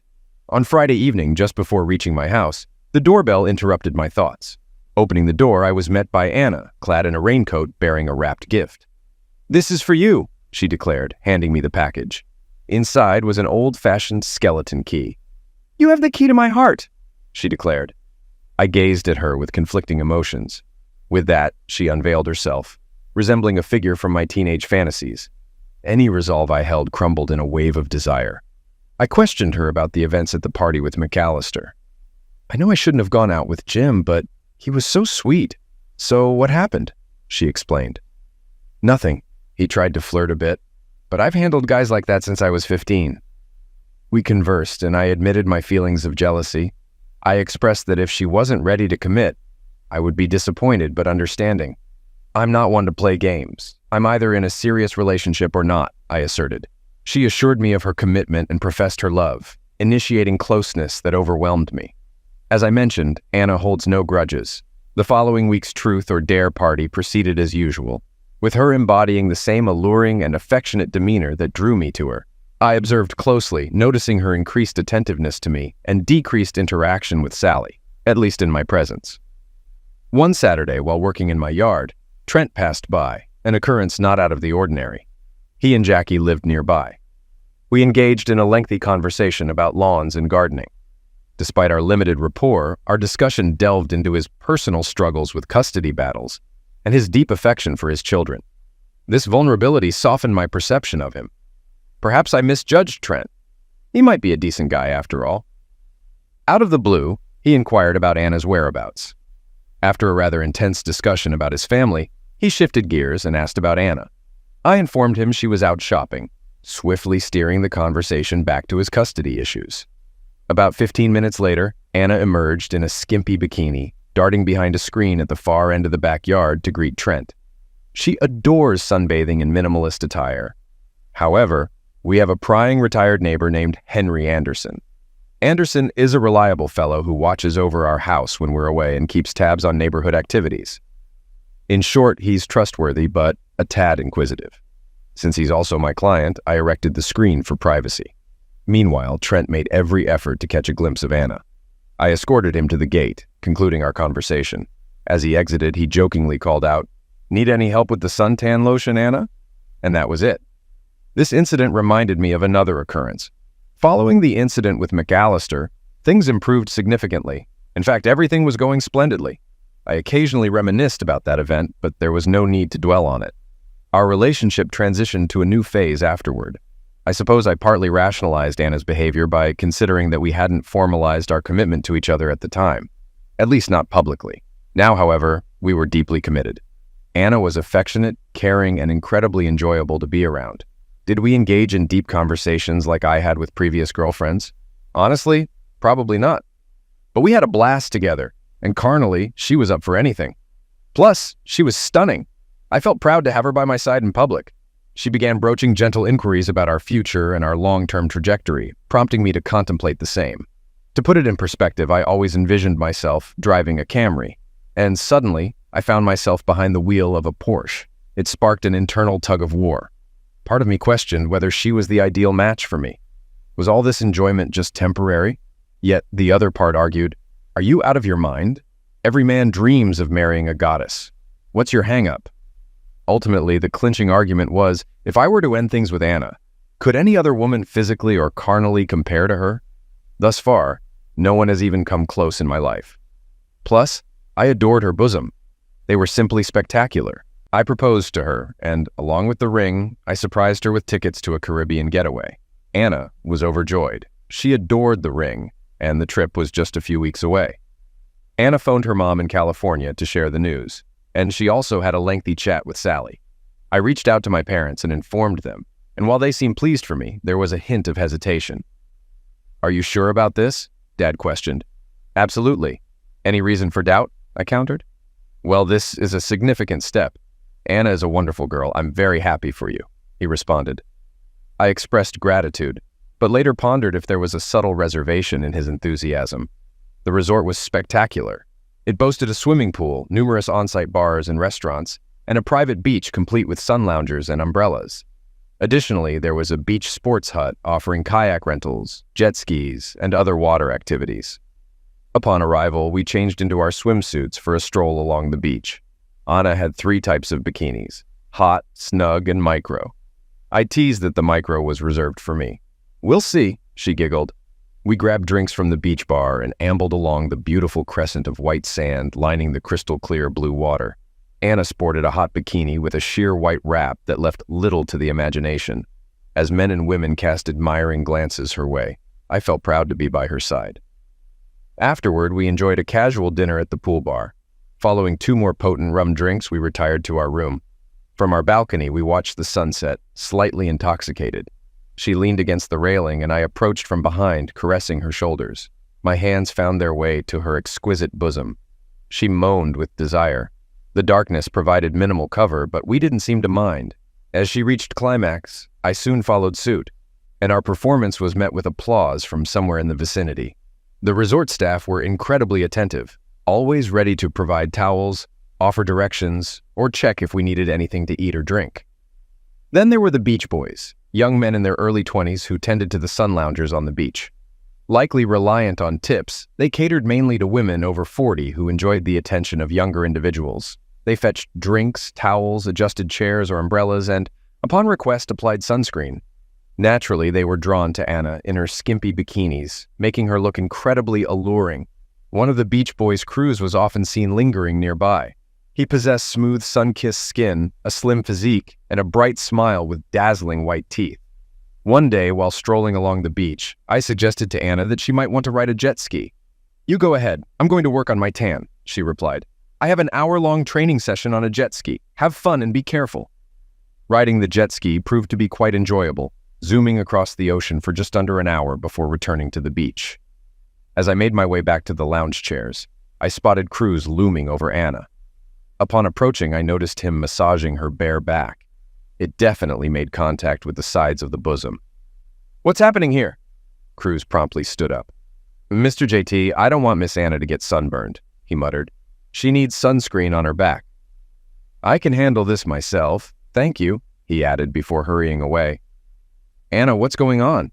I asked her quietly but firmly. I didn't want to create a scene on the beach, but it was evident that the beach boy was clearly groping her.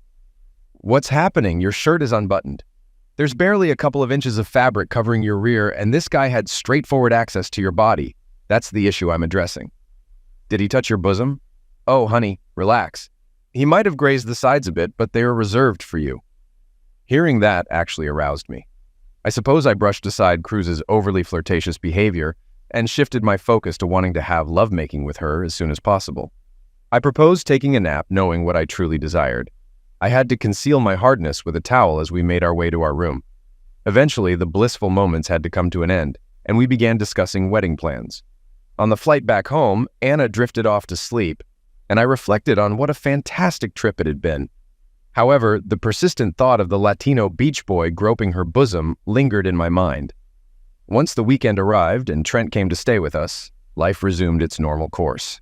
Work was demanding but fulfilling for me, and my earnings were satisfactory. I conducted most of my own financial research, and my investments appeared to be performing well. Anna also worked at Lucas Bar, primarily covering lunch shifts as a waitress. This arrangement allowed us to spend most evenings together. Although Anna didn't necessarily need to work, she enjoyed it and valued having her own income. As summer approached, Anna and Sally began discussing the next gathering for couples following the Truth or Dare party at our place. I hoped these parties would come to an end soon. After extensive discussions and planning, it was decided that the next event would be hosted by Trent and Jackie, scheduled for mid-July, just a few weeks away, weather permitting. It was planned as a pool party. Upon hearing this, I immediately insisted to Anna that she refrain from wearing any of the bikinis from the Caribbean. I suggested wearing red instead. She adamantly refused, stating that it was one thing for strangers to see her like that, but not our friends. With no further discussion, it seemed we had reached a resolution on the matter. On the Tuesday before the party, I received a frantic call from my mom informing me that my father had suffered a heart attack. He was admitted to the county hospital and was scheduled for bypass surgery. I assured my mother that I would come as soon as possible. After informing Anna about the situation, I quickly packed an overnight bag for both of us, and we headed to my parents' place. Despite my concern for my father's health, I also worried about my mother, who relied on my father's strength. With his health in jeopardy, I was apprehensive about how she would cope. When we reached the hospital and located my mom, there was a notable improvement. My father had experienced a minor heart attack. The bypass surgery went well, and his chances for a full recovery were highly optimistic. They planned to keep my dad in the hospital until Thursday before sending him home. I stayed with him on Tuesday night while Mom and Anna returned to the house to rest. They came back on Wednesday morning. Dad was in high spirits, engaged in a crossword puzzle when Mom and Anna walked in. We spent the entire day there on Wednesday, which proved to be rather dull. Anna remained courteous, but I sensed her reluctance to stay in the hospital for long, and I couldn't blame her. Hospitals tend to be quite dreary places. After bringing Dad home on Thursday, I told Anna I needed to stay, but encouraged her to go home. I suggested she could take my car and either return for me on the weekend or I could use my dad's car for a while, as he had no intention of driving. "No, I'll stay with you," she insisted. "Thank you, Anna, I appreciate it, but you should go home," I replied. "I want them to get settled, and I just need to be with them for a few days." She reluctantly agreed and departed on Thursday afternoon. Most of my time on Thursday was spent helping my dad settle in, running errands to the grocery store and assisting my mom in any way I could. I also spent quality time with my dad, watching a few baseball games on TV. Boring? Yes, but I cherished the moments with my parents. On Friday, Anna called and inquired when I would return home. I informed her that I wouldn't be back until Sunday at the earliest. "How about the party?" she asked. "I completely forgot about it," I apologized. "Sorry, honey. I need to be here with my parents. Are you planning to go?" "I don't know," she replied. "Sally wants me to go, and I think Jackie's sister and her boyfriend will be there too." Despite my reservations about Trent, knowing there would be newcomers in the group eased my concerns about things escalating like they did at the last party. "Okay, let me know what you decide to do. I'll call you tomorrow." By Saturday, my father seemed a bit down. I suspected he had overexerted himself on Friday and was fatigued. I stayed by his side, and when he dozed off, I tended to some household tasks to assist my mom. She insisted I take a break and join her for dinner. By then, Dad was already asleep. The next task on my agenda was to relocate everything downstairs and organize it onto shelves for storage. When I have a project, I devote myself to it. Suddenly, I glanced at my phone and noticed it was nearly 10 o'clock. I needed to call Anna. "Hey, what's going on?" I heard some commotion in the background. "Oh, hi, honey. I'm at Trent and Jackie's. We're having a good time. Dad is doing well." Just then, I heard a high-pitched scream, followed by Anna's laughter. "What's happening?" I asked. "What, honey?" she responded amidst laughter. "How much did you drink?" Dear, the connection is not very good. Can I call you later?" Then, more laughter ensued. Suddenly, I distinctly heard Trent say, "Take off that top too," followed by another round of laughter and some muffled chatter. "Oh, this is getting even hotter," Anna remarked. It seemed her phone went offline, but it was evident they were not engaged in innocent antics. If I were to leave now, it would already be after midnight. At that point, I was exhausted and reluctant to risk driving home tonight. Nevertheless, I felt a pressing need to uncover what was truly happening. Suddenly, a thought struck me. Henry Anderson. Since he was in my contacts, I dialed him up. I explained that I needed some snapshots of what was happening at Trent and Jackie's place. He was game. After briefing him on their location and where to position himself for backyard shots, he agreed to head over there right away. With that settled, I powered down my phone and hit the hay. If there was trouble brewing with Trent, I didn't want to face it that night. Exhausted both physically and emotionally from fretting over my father, I slept deeply and undisturbed. The following morning, I powered up my phone. Anderson had sent over some photos. They were even worse than I had feared. Photo 1, Anna Stark undressed, Trent brandishing his engorged member in pursuit. Photo 2, Carl, without clothes and aroused, grabbing Anna's bosom. Photo 3, Anna and Sally, both in the buff, dancing provocatively for Trent and Carl. Photo 4, Trent and Carl engaging in carnal activity with Anna. I didn't need to see any more. These images were undeniable evidence of Anna's betrayal. I'd seen the warning signs, but I never imagined she'd cross that line. It was unforgivable. A dense fog enveloped my mind. I was numb, struggling to process what I'd witnessed. Telling my mom I needed some air, I headed out for a walk. "Everything okay, JT?" she inquired. "Yeah, everything's fine," I lied, unwilling to burden her with this mess while Dad was unwell. I walked and pondered. I cried and pondered. I schemed and pondered. It was hours before I returned home, heart heavy with sorrow. But I resolved to end the marriage, mitigate my financial losses, and exact revenge on those two imbeciles, Trent and Carl. But first, I needed the full story without tipping Anna off to what I knew. Anna rang around noon, her tone unusually sweet. "I miss you like your dad will miss you when you come home. I really miss you, and I need you." I wanted to blame her for her antics at the party, but I kept my lips sealed. I needed to outsmart her. I just had to devise a plan. I needed to shield my assets and myself. I knew I had to play it cool around Anna. I told her my dad's condition had worsened, and I'd be staying another week. In reality, Dad was recovering well ahead of schedule. I suggested it'd be best if she stayed away. The excitement might strain Dad, I fibbed. Monday evening, I slipped away to the city. I reached out to my old roommate, Julian, to crash at his place for a bit. He seemed surprised but accommodating. Once there, I confided in Julian, showing him the incriminating photos. He was taken aback. He knew Anna flirted but never thought she'd cheat on me. I poured out my anguish and my desire for retribution against Anna and her cohorts. I emphasized the need to keep Anna in the dark until I had a solid plan. Julian agreed to keep mum. The next day, I lay in wait at Carl's workplace. Carl, a diesel mechanic, had mentioned a possible promotion he was eager for. Spotting him heading towards his truck, I hailed him. "Carl, let's grab a beer," I called out. Surprised to see me, Carl rarely turned down a drink. We found a nearby tavern, a workers' haunt with sparse patronage.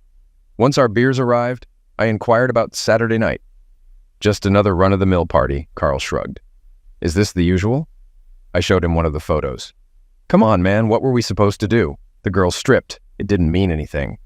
"All right, I get that this isn't out of the ordinary.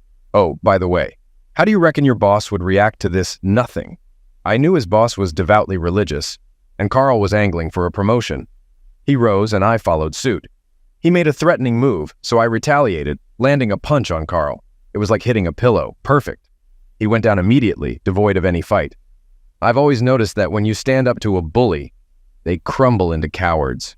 Carl was no exception. I helped him up. The whole altercation was so swift that no one in the bar batted an eye. And if they did, they didn't give a damn. He began apologizing and shifting blame. I shut him up and laid out some ground rules. I had a few questions. I also made it clear that if he didn't want his boss to see the photos, he had to spill the beans on everything I asked, without tipping off Anna, Sally, or anyone else about my knowledge. He nodded eagerly, desperate to keep the photos from his boss's eyes. We sat for over an hour, and I uncovered a trove of information about Anna. His account seemed plausible yet tainted. Anna, Sally, and Carl all hailed from the same high school.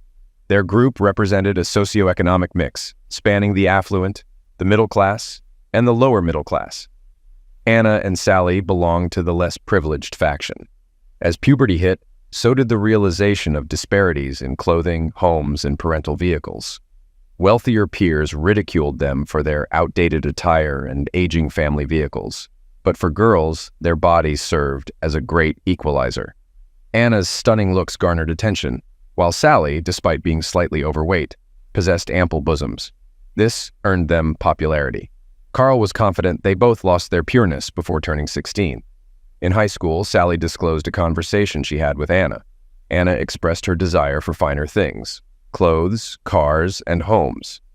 Given her penchant for lovemaking, she didn't mind trading it for material possessions. She aimed to find a wealthy man who could fulfill these desires. The wealthier, the better. Carl also mentioned that when Anna and I began dating, she was seeing someone else. She confided in Sally, mentioning that she thought I offered better prospects. Despite dating me, she continued seeing him for nearly 3 months before their breakup. So, she was with both of us for 3 months? Damn, I exclaimed. Carl added, since you two got married, I know of at least 2 other men she's been with, besides Trent and me. Curious, I pressed for more details. Carl lacked specifics, but mentioned a guy named McCallum or something similar. She said you knew him. It dawned on me. It must have been that fool McAllister we encountered at the party before our marriage. Anger boiled within me as I stewed over this revelation. Carl seemed unfazed, simply continuing to sip his beer. It was clear I couldn't stay married to her. I needed a plan. So, if someone with more money, a better car, and a nicer house came along, Anna would leave, I queried. Carl confirmed. I'm pretty sure she would. After pondering for a few minutes, I asked about Saturday night. What about Jackie?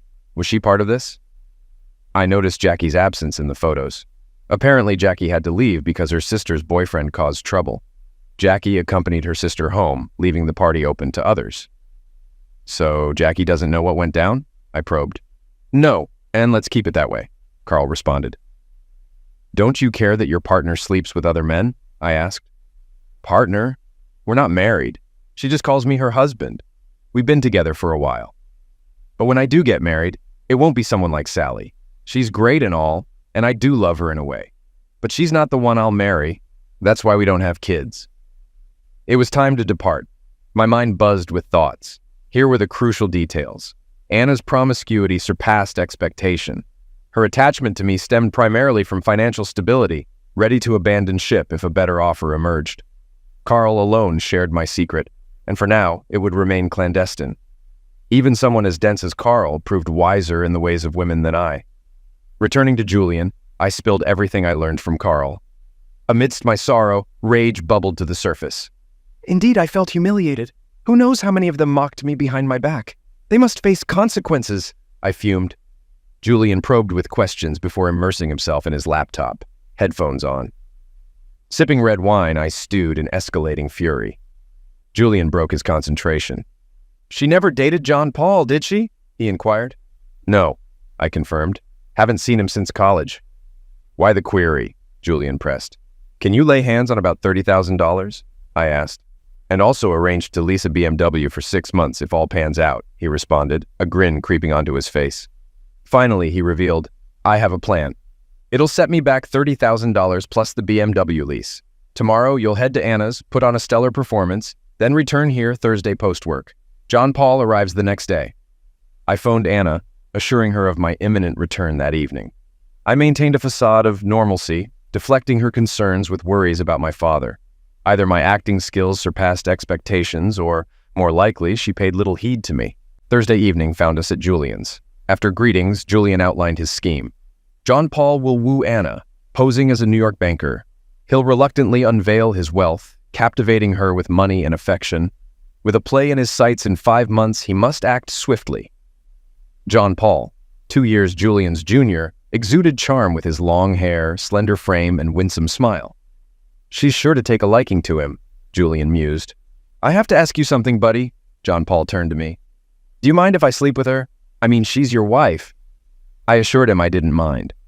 And let's be real, it's not like they've been celibate for 5 months. They'd probably go 5 days max, I quipped. I provided them with Anna's bar schedule, emphasizing the need for discretion. Not only did John Paul need to play his part convincingly, but I also had to play the role of a devoted, unsuspecting husband. The week passed without incident or slip-ups on my end. I kept a close eye on Anna, trying to discern any changes. Yes, we had lovemaking, I mused to myself. Lovemaking with Anna was routine, more like a physical competition than a slow romantic act. It brought satisfaction, but was also exhausting. Thursday evening, we reconvened at Julian's apartment. I was eager for the report. My hope was for Anna to fall for John Paul, but a part of me wished she wouldn't. John Paul had been to the bar 3 times. Initially, he aimed for her attention, then engaged in light conversation and jokes. During our 3rd meeting, Anna mentioned she was working from 11 to 3 the next day. John Paul planned to arrive at 2 o'clock for a late lunch and coffee. I had to invest in a $200 costume to play my part. The following week passed uneventfully. I couldn't shake off thoughts of Anna and John Paul. One evening, I noticed Anna came home late. I wondered what that meant. It felt like waiting for the next episode of a favorite TV show. I couldn't wait for Thursday evening to hear the latest update. Here's what John Paul reported. They had coffee on Friday. Anna confessed to being married, but hinted at marital troubles, appearing receptive. She agreed to lunch on Tuesday, and John Paul subtly hinted at his wealth. Life with Anna continued, but I sensed a growing distance between us. Fine. On Tuesday, I returned home a little after 5, and Anna wasn't there. After a run, I found her at home. While making dinner, I initiated conversation. "How was your day, honey?" This would be interesting, I thought. "Busy day at work," she replied nonchalantly. I knew it wasn't entirely true, but I played along. As we conversed, I felt us drifting apart. Our bed life remained unchanged. Looking back, it was mostly physical without much emotional connection, so faking it wasn't difficult. I decided to make it easier for her.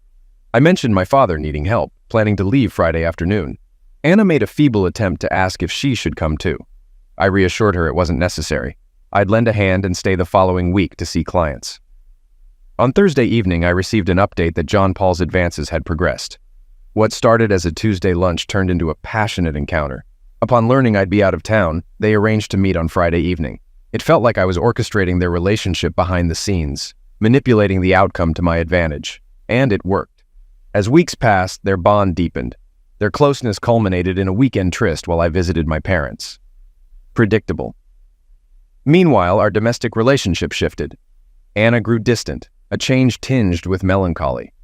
Occasionally, glimpses of the woman I once loved emerged, evoking a sense of loss. After about 3 months, John Paul professed his love and proposed to Anna. By then, she believed he was a wealthy New York banker with a lavish Manhattan abode. When asked about her husband, Anna hinted their relationship was on the rocks, suggesting she hadn't discussed divorce yet.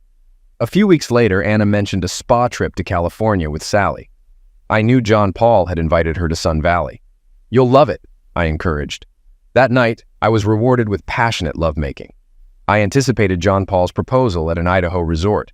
The cubic zirconia ring, nearly $500, seemed genuine enough. Anna, convinced of John Paul's wealth, saw no reason to doubt. The following Thursday, I received a report of their romantic Sun Valley getaway. He proposed, she accepted, and Anna planned to inform me of the divorce. John Paul pressed for a swift marriage, citing his imminent return to New York. Anna assured him she'd break the news to me. My plan was to feign resistance, agreeing to retain my assets in a quick divorce. The plan unfolded seamlessly. When Anna revealed her departure plans, I reacted with shock and sadness, masking my anger. "We're married. I won't let you leave. We'll work this out," I declared convincingly. Meanwhile, she met John Paul at a luxury condo funded by my money. "Anna, my love," John Paul began, wooing her with promises of wealth and security. She was enticed. He proposed a deal. He'd secure my assets in exchange for an immediate divorce. Eagerly, she agreed. At home, I vacillated between anger and pleading, desperate to hold on to her. I repeatedly told her I needed months of counseling before she left. I knew she wanted a quick exit to be with a millionaire. On Friday night, she brought home instant divorce papers, waiving her rights to my assets, our home, car, and investments. I put on an Oscar-worthy performance, yelling, crying, and saying I'd never let her leave. I said I needed time alone in the basement, pretending to be heartbroken while watching baseball. With tearful eyes, I used some Vicine I'd hidden, then left with the signed papers. She left without gloating, but I noticed her confident stride. By mid-September, our divorce was set for October 5th. She forfeited her rights to my assets and planned to marry in New York by month's end. We met that Thursday at Julian's to finalize our plot. Anna would stay in her rented place for 2 weeks. On Friday, after they left, she'd come for her stuff. John Paul promised to meet her at noon with a truck to move her things to New York. By then, he'd be gone, having told her his last name was Taylor to make it hard to find him. Costly and difficult for her, as she was broke. "You're cruel," John Paul said. "She was worse to me," I countered. "I get it. Hate to say it, but I'll miss her in bed. She was the best," he sighed. "Me too," I agreed. I kept things civil with Anna, pretending to be sorry several times but not asking her to stay. I feared she might.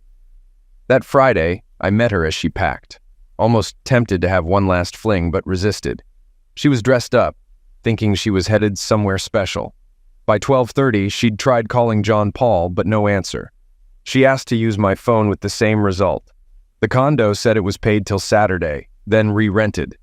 She wanted me to watch her stuff while she checked on John Paul. I didn't talk to her till the weekend's end. Phase 2, I said. I sent 3 packages of photos from a party they had while I was away. Trent, Sally, Carl, and Anna were clearly shown. The first went to Carl's devout boss, with a note saying a person's work reflects their morals, including you. Package 2 was sent to Trent's ex-wife with a note saying, "See what your ex is up to. Thank goodness the kids are with you." Package 3 went to Jackie, reading, "Looks like we missed the most amusing part of the party. Hate to break it to you, but you should know." He added, "Once things settle down, fancy a drink?" I signed all notes with my name and number. My final task was McAllister. Maybe Julian could handle that. Anna tried to patch things up, but there was no chance. She arrived the next Monday evening, acting like she'd just returned from work. "Hey, sorry about the mix-up. I'm back for good."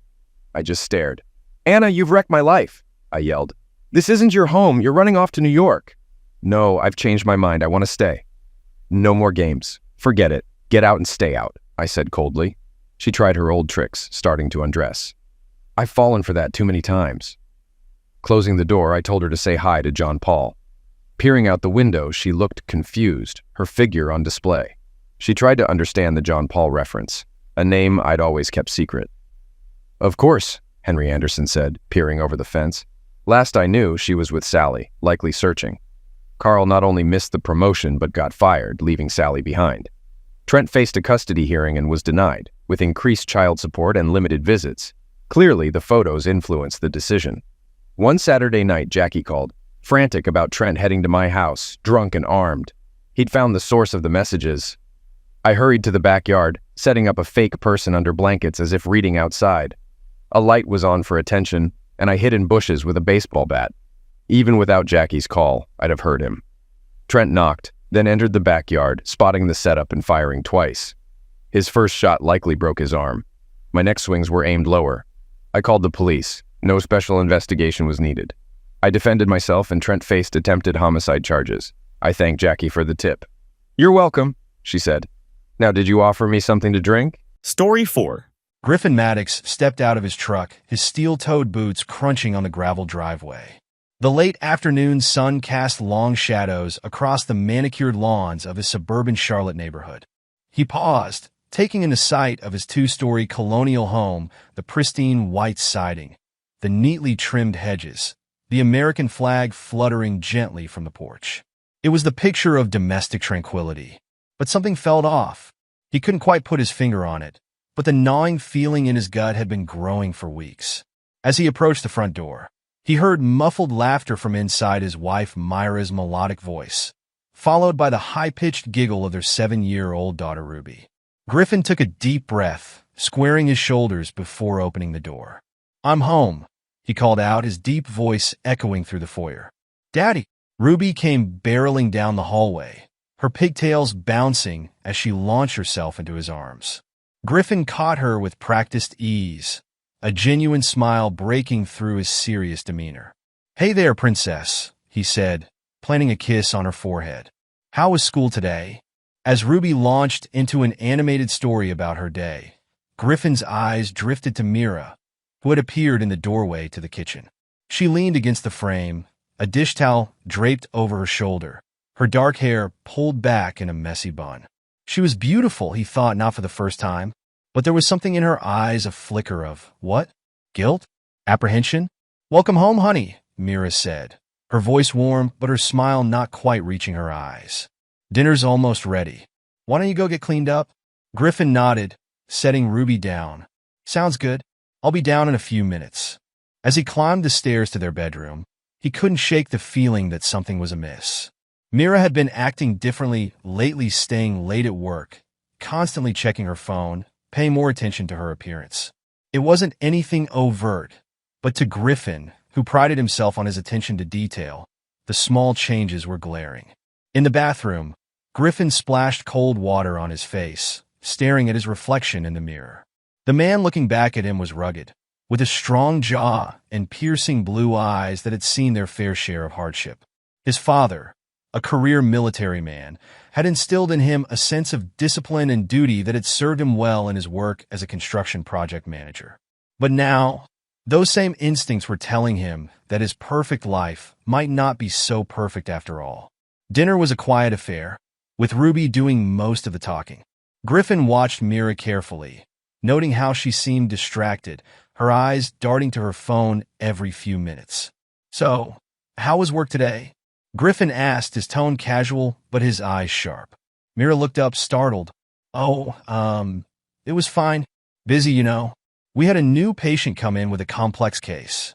I might have to stay late tomorrow to catch up on paperwork." Griffin nodded slowly, filing away the information. "I see. Anything else interesting happen?" For a moment, he thought he saw a flicker of panic in Myra's eyes, but it was gone so quickly he couldn't be sure. "No, nothing really," she said, turning her attention back to her plate. Later that night, after Ruby had been tucked in, Griffin sat in his home office, going over some blueprints for his latest project. He heard Myra's footsteps in the hallway and looked up to see her hovering in the doorway. "I'm going to bed," she said softly. "Don't stay up too late, okay?" Griffin nodded, offering her a small smile. "I won't. Sleep well." As Mira turned to leave, her phone buzzed loudly in her pocket. She quickly silenced it, but not before Griffin caught the flash of panic on her face. "Everything okay?" he asked, his voice level. "Yeah, just work stuff," Mira said quickly. "Good night, honey." As she hurried away, Griffin felt his suspicions solidify into a cold, hard knot in his stomach.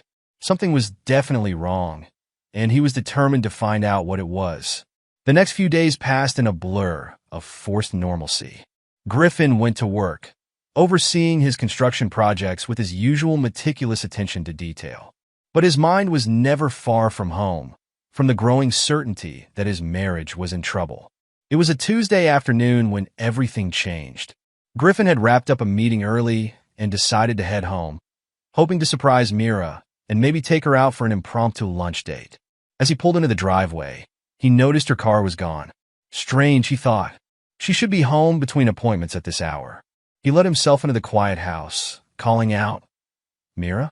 You home?" Silence greeted him. As he walked into the kitchen, he heard a faint buzzing sound. Myra's phone lay on the counter, its screen lighting up with incoming messages. Griffin hesitated for a moment, his principles warring with his growing suspicion. Finally, unable to resist, he glanced at the screen. His heart sank as he read the name, Lance. The preview of the message was innocuous enough, "Can't wait to see you later," but it was enough to confirm his worst fears. Griffin's mind raced. Lance. The name was vaguely familiar. Hadn't Mira mentioned a Lance once, years ago? An old college friend or something? She'd never brought him up again, and Griffin had forgotten all about him. Until now. He picked up the phone, his thumb hovering over the screen. One swipe, and he could read all the messages, know for certain what was going on. But did he really want to know? Before he could make a decision, he heard the sound of a car pulling into the driveway. Quickly, he set the phone down exactly as he'd found it and busied himself at the sink. Mira walked in a few moments later, surprise evident on her face. "Griffin, what are you doing home?" He turned, forcing a smile. "Meeting wrapped up early. Thought I'd surprise you. Maybe take you out for lunch." "Oh," Mira said, her eyes darting to her phone on the counter. "That's sweet, but I actually just grabbed a bite with a colleague. Lots of paperwork to catch up on this afternoon." Griffin nodded, watching her closely. "No problem. Maybe another time." As Mira excused herself to change, Griffin felt a cold determination settle over him. He wasn't going to confront her. Not yet. First, he needed proof. Over the next few days, Griffin became a man on a mission. He called Myra's clinic, casually inquiring about her schedule under the guise of planning a surprise. His suspicions were confirmed when he learned she hadn't been working during several of the times she'd claimed to be at the office. He considered hiring a private investigator, but quickly dismissed the idea. This was personal. He would handle it himself. Late one night, after Mira had gone to bed, Griffin sat in his office, staring at his laptop screen. He'd never considered himself tech-savvy, but desperation had driven him to research phone tracking software. Now, with a few clicks, he'd be able to see all of Myra's texts, calls, and location data. His finger hovered over the install button. Was he really going to do this? Invade his wife's privacy so completely? The memory of Myra's distant looks, her secretive phone habits, and the text from Lance flashed through his mind. Yes, he decided, he was. The next morning, Griffin kissed Mira goodbye as she left for work, the weight of his secret heavy on his shoulders. He spent the day distracted, barely able to focus on his work. Every few minutes, he found himself checking his phone, waiting for the tracking software to yield results. It was late afternoon when his phone buzzed with an alert. His hands shaking slightly, Griffin opened the app. What he saw made his blood run cold. There, in black and white, were dozens of text messages between Mira and Lance. Flirtatious at first, then explicit. Photos exchanged that left no doubt about the nature of their relationship. And a location pin dropped at a hotel across town. Griffin felt like he'd been punched in the gut. He'd suspected, yes, but seeing the evidence laid out so starkly was something else entirely. His Mira, his wife of 10 years, the mother of his child, was having an affair. He sat there, staring at his phone, as the minutes ticked by. Part of him wanted to rush to the hotel, to confront them both and unleash the fury building inside him. But another part, the part shaped by years of military discipline passed down from his father, counseled patience. The best revenge is methodical and calculated. His father's voice echoed in his head. Griffin took a deep breath, then another. He would not act rashly. He would gather more evidence, document everything. And when the time was right, he would make sure Mira suffered the consequences of her betrayal. As he drove home that evening, his mind was already formulating a plan. He would not confront Mira immediately. No, he would watch and wait and gather ammunition for the day he would strike. The next few weeks were a study in self-control for Griffin. He went through the motions of daily life, going to work, having dinner with his family, helping Ruby with her homework, all while carrying the crushing weight of his knowledge. Mira, oblivious to the fact that her secret was out, grew bolder. She stayed out later, made thinner excuses, and spent more time on her phone. Each lie, each secretive smile at a text message, each late night at the office fueled Griffin's cold anger. He documented everything meticulously. Screenshots of text messages, logs of phone calls, receipts from the hotel where she met Lance. He even drove by the hotel one night, his heart pounding as he snapped photos of Mira and Lance entering together, and then leaving hours later. Through it all, Griffin maintained his composure. He was cordial to Mira, if a bit distant. He focused on Ruby, cherishing the time with his daughter, even as he agonized over how this would affect her. One night, as he sat in his office reviewing the damning evidence he'd collected, Griffin heard a soft knock at the door. He quickly minimized the windows on his computer as Ruby peeked in. "Daddy, can you tuck me in?" she asked, her big brown eyes so like Myra's looking up at him hopefully. Griffin felt a lump form in his throat. "Of course, princess," he said, getting up from his desk. "Let's go." As he tucked the blankets around Ruby and kissed her goodnight, Griffin felt a renewed sense of purpose. He would see this through, not just for himself, but for Ruby. She deserved better than a mother who could so casually betray her family. Returning to his office, Griffin stared at the evidence laid out before him. He was almost ready. Soon, he would confront Mira with the truth. And when he did, he would make sure she understood exactly what she was losing. As he closed his laptop and prepared for bed, Griffin felt a strange calm settle over him. The pain and betrayal were still there, burning beneath the surface, but they were overshadowed by a grim determination. Mira had made her choice, and now she would face the consequences. Tomorrow, he decided, tomorrow, he would end this charade once and for all. Griffin woke early the next morning, his mind already racing with the confrontation to come. He went through his usual routine shower, shave, dress all, while rehearsing what he would say to Mira. As he entered the kitchen, he found her at the counter, pouring coffee. "Morning," he said, his voice carefully neutral. Mira turned, offering a smile that didn't quite reach her eyes. "Good morning. Coffee, please." As she handed him a mug, their fingers brushed, and Griffin felt a surge of anger. How could she stand there, acting so normal, when she'd been betraying him for weeks? "Plans for today?" he asked, taking a sip of coffee. Mira nodded, not meeting his gaze. "Just work. Might be a late one again." "Really?" Griffin's tone was sharp, causing Mira to look up in surprise. "Another late night at the office?" "Yes," Mira stammered. "We've got a lot of new patients, and save it, Mira," Griffin cut her off. "I know you're not going to be at the office." Myra's face paled. "What are you talking about?" Griffin set his mug down with a thud, coffee sloshing over the rim. "I'm talking about Lance. I know everything, Mira. The texts, the photos, the hotel meetups. All of it." Myra's eyes widened in shock. "Griffin, I can explain." "Explain what?" Griffin's voice was low, dangerous. "Explain how you've been lying to me for weeks? How you've been sneaking around behind my back, betraying our marriage, our family?" Tears welled up in Myra's eyes. It's not what you think. Lance and I, we're just don't," Griffin growled. "Don't you dare try to lie your way out of this. I've seen the evidence, Mira.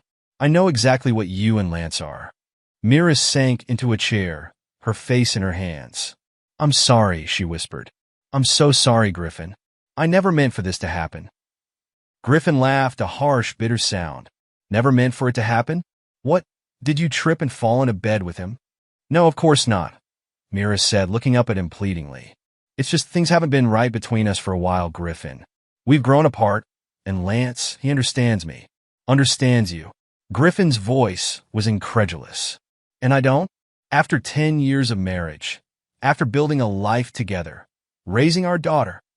Mira shook her head, tears streaming down her face. "It's not that simple. You're always so focused on work, on being perfect. Sometimes I feel like you don't even see me anymore." Griffin slammed his fist on the counter, making Mira jump. "Don't you dare try to blame this on me. You made a choice, Mira. You chose to betray everything we've built together." He turned away, running a hand through his hair. When he spoke again, his voice was quieter, but no less intense. "I want you out of this house. Tonight." "What?" Mira gasped. "Griffin, please, we can work this out. We can go to counseling, there's nothing to work out." Griffin cut her off. "You've made your choice. Now you have to live with the consequences." Mira stood, reaching out to touch his arm. "What about Ruby? We can't just—" Griffin jerked away from her touch. "Don't you dare use our daughter as a bargaining chip. You should have thought about Ruby before you decided to throw our family away." Just then, they heard small footsteps on the stairs. Ruby appeared in the doorway, her eyes wide and frightened. "Mommy? Daddy? Why are you yelling?" Griffin took a deep breath, forcing his voice to calm. "It's okay, princess. Mommy and Daddy are just having a grown-up discussion. Why don't you go back upstairs and get ready for school?" Ruby hesitated, looking between her parents. Mira wiped her eyes quickly, putting on a brave face. "It's all right, sweetie. Go on up. I'll be there in a minute to help you with your hair." As Ruby retreated upstairs, Griffin turned back to Mira, his voice low and cold. "You have until I get home from work to pack your things and leave. I don't care where you go, but you're not staying here."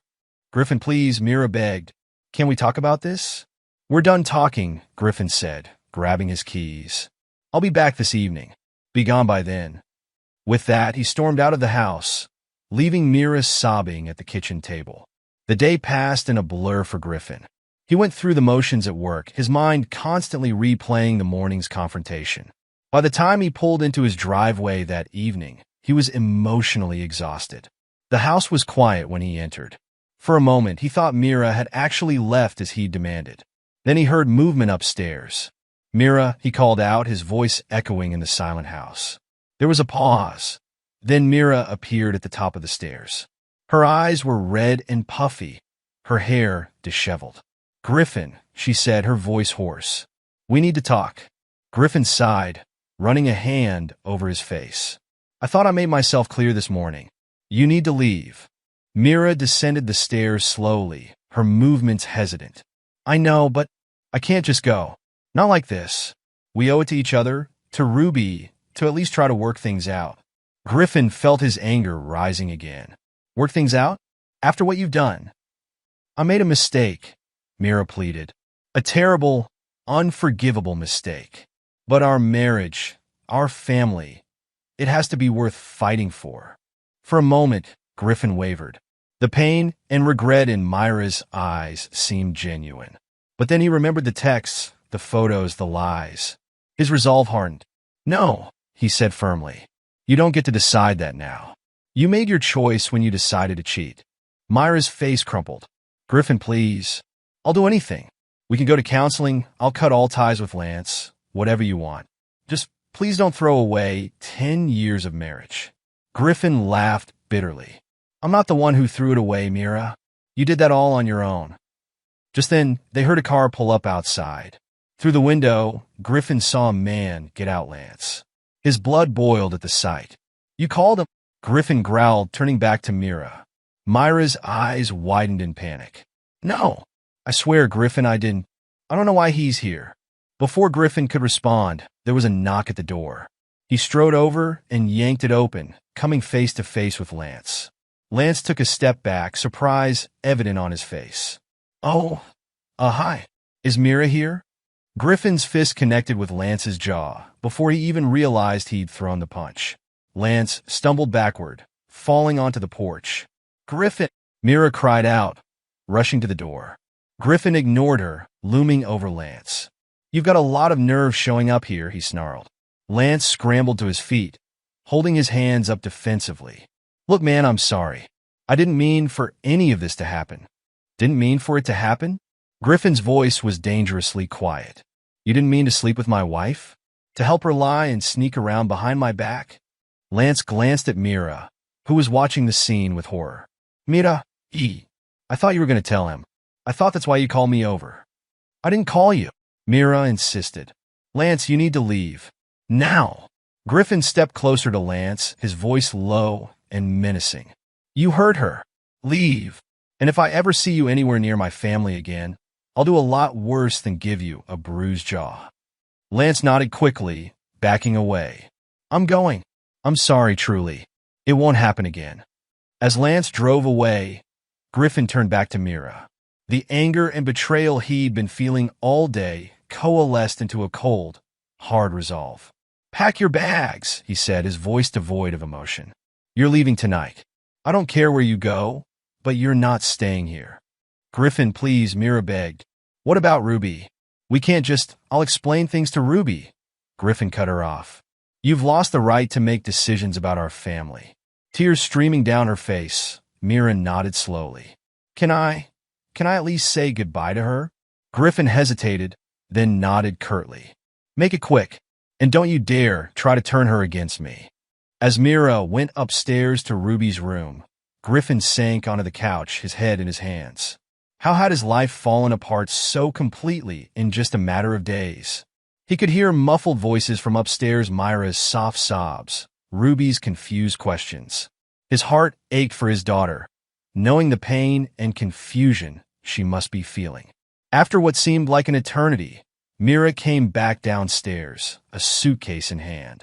Her eyes were red and swollen, her cheeks tear-stained. I'm going to stay with my sister for a while, she said softly. Can I call to check on Ruby? Griffin nodded stiffly. You can call once a day, but if you try to manipulate her or turn her against me, that privilege is gone. Understood? Mira nodded, reaching for the door. She paused, turning back to look at Griffin one last time. I truly am sorry, Griffin. I know it doesn't change anything, but I am. Griffin said nothing, watching impassively as Mira walked out the door. As it closed behind her, he felt a mixture of relief and profound sadness wash over him. He climbed the stairs slowly, pausing outside Ruby's room. He could hear her sniffling inside. Taking a deep breath, he knocked gently. "Ruby, can I come in, princess?" "Okay," came the small, tearful reply. Griffin entered, his heart breaking at the sight of his daughter, curled up on her bed, clutching her favorite stuffed animal. He sat down beside her, gently stroking her hair. "Daddy." Ruby's voice was muffled against her stuffed toy. "Why did Mommy leave? Is she coming back?" Griffin swallowed hard, trying to find the right words. Mommy made some mistakes, sweetheart. She needs to go away for a while to think about those mistakes." Ruby looked up at him, her eyes wide and tearful. "But she'll come back, right? We'll be a family again." Griffin felt tears pricking at his own eyes. "I don't know, princess. But I promise you, no matter what happens, I'll always be here for you." "Okay." Ruby nodded, burying her face in Griffin's chest as he hugged her tightly. As he held his daughter, Griffin's resolve strengthened. He would get through this for Ruby's sake, and he would make sure Mira paid for the pain she caused their family. In the days that followed, Griffin threw himself into his work and caring for Ruby. He hired a nanny to help with childcare, not trusting Mira to be alone with their daughter. He consulted with a lawyer, beginning the process of filing for divorce and seeking full custody. Mira called daily to speak with Ruby, but her attempts to talk to Griffin were met with cold silence. He refused to engage, directing all communication through their lawyers. One evening, about a week after Mira had left, Griffin received a call from an unknown number. Against his better judgment, he answered. "Hello, Griffin." It was Lance's voice. "Please, don't hang up. I need to talk to you." Griffin's grip tightened on the phone. "You've got a lot of nerve calling me. What could you possibly have to say?" Lance's voice was shaky. I wanted to apologize. What Mira and I did, it was wrong. I never should have saved it." Griffin cut him off. "Your apology means nothing to me. You helped destroy my family. There's no coming back from that." There was a pause. Then Lance spoke again, his voice barely above a whisper. "I know, and I'm paying for it. My wife found out. She's leaving me, taking the kids. I've lost everything." For a moment, Griffin felt a perverse sense of satisfaction. Then he pushed it aside, his voice cold. "That's not my problem. You made your choices. Now live with the consequences. Don't call me again." He hung up, tossing the phone aside. As he sat there in the quiet house, Ruby asleep upstairs, Griffin felt the full weight of everything that had happened crashing down on him. His perfect life had been shattered, his trust betrayed. But as he thought of Ruby, of the life he needed to build for her now, he felt a new determination rising within him. Mira had made her choice. Now it was time for Griffin to make his. He would rebuild stronger than before, and he would make damn sure that Mira understood exactly what she had thrown away. Weeks had passed since Myra's departure, and Griffin was adjusting to his new reality with a steely resolve. He sat at the kitchen table, reviewing divorce papers with his lawyer, Jessica. "So, we're pushing for full custody?" Griffin asked, his voice firm. Jessica nodded, her expression serious. "Yes, given the circumstances of Myra's infidelity and her current living situation, we have a strong case." Griffin's jaw tightened. "Good. And what about visitation?" "We're proposing supervised visits only, at least initially," Jessica replied.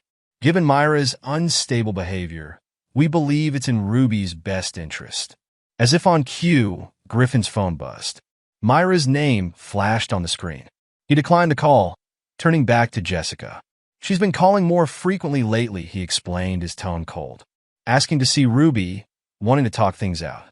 Jessica's eyes narrowed. "Be careful, Griffin. She might be trying to manipulate the situation.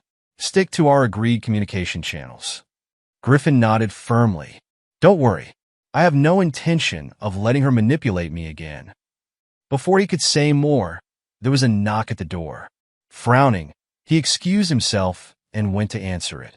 His expression hardened when he saw Mira standing on the porch, looking disheveled and desperate. "Mira? What are you doing here?" he asked, his voice icy.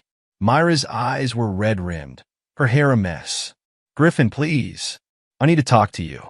I've been trying to call. I told you all communication goes through our lawyers," Griffin cut her off. I know, Mira said quickly. But please just give me 5 minutes. I think I'm starting to remember things. About the accident. Griffin's eyebrows shot up. What accident? Mira looked confused. The car accident. The night you confronted me about Lance. I remember leaving the house, but after that, it's all a blur. Griffin stared at her, his expression a mix of disbelief and contempt. Mira, there was no accident. You left the house that night and went to stay with your sister. That was weeks ago. Mira shook her head violently. No, that's not right. I remember headlights and a loud crash, and then nothing. Griffin felt a flicker of unease, but quickly suppressed it. Mira, I think you need help. Professional help. There was no accident. This is just another one of your lies. Tears welled up in Myra's eyes. Griffin, please.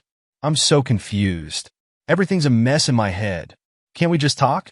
Maybe if we sit down together, I can make sense of all this. Griffin's expression remained hard. No, Mira. We can't. You made your choices, and now you have to live with the consequences. Before Mira could respond, Jessica appeared behind Griffin. Mr. Maddox, is everything all right? She asked, eyeing Mira suspiciously. Myra's eyes widened.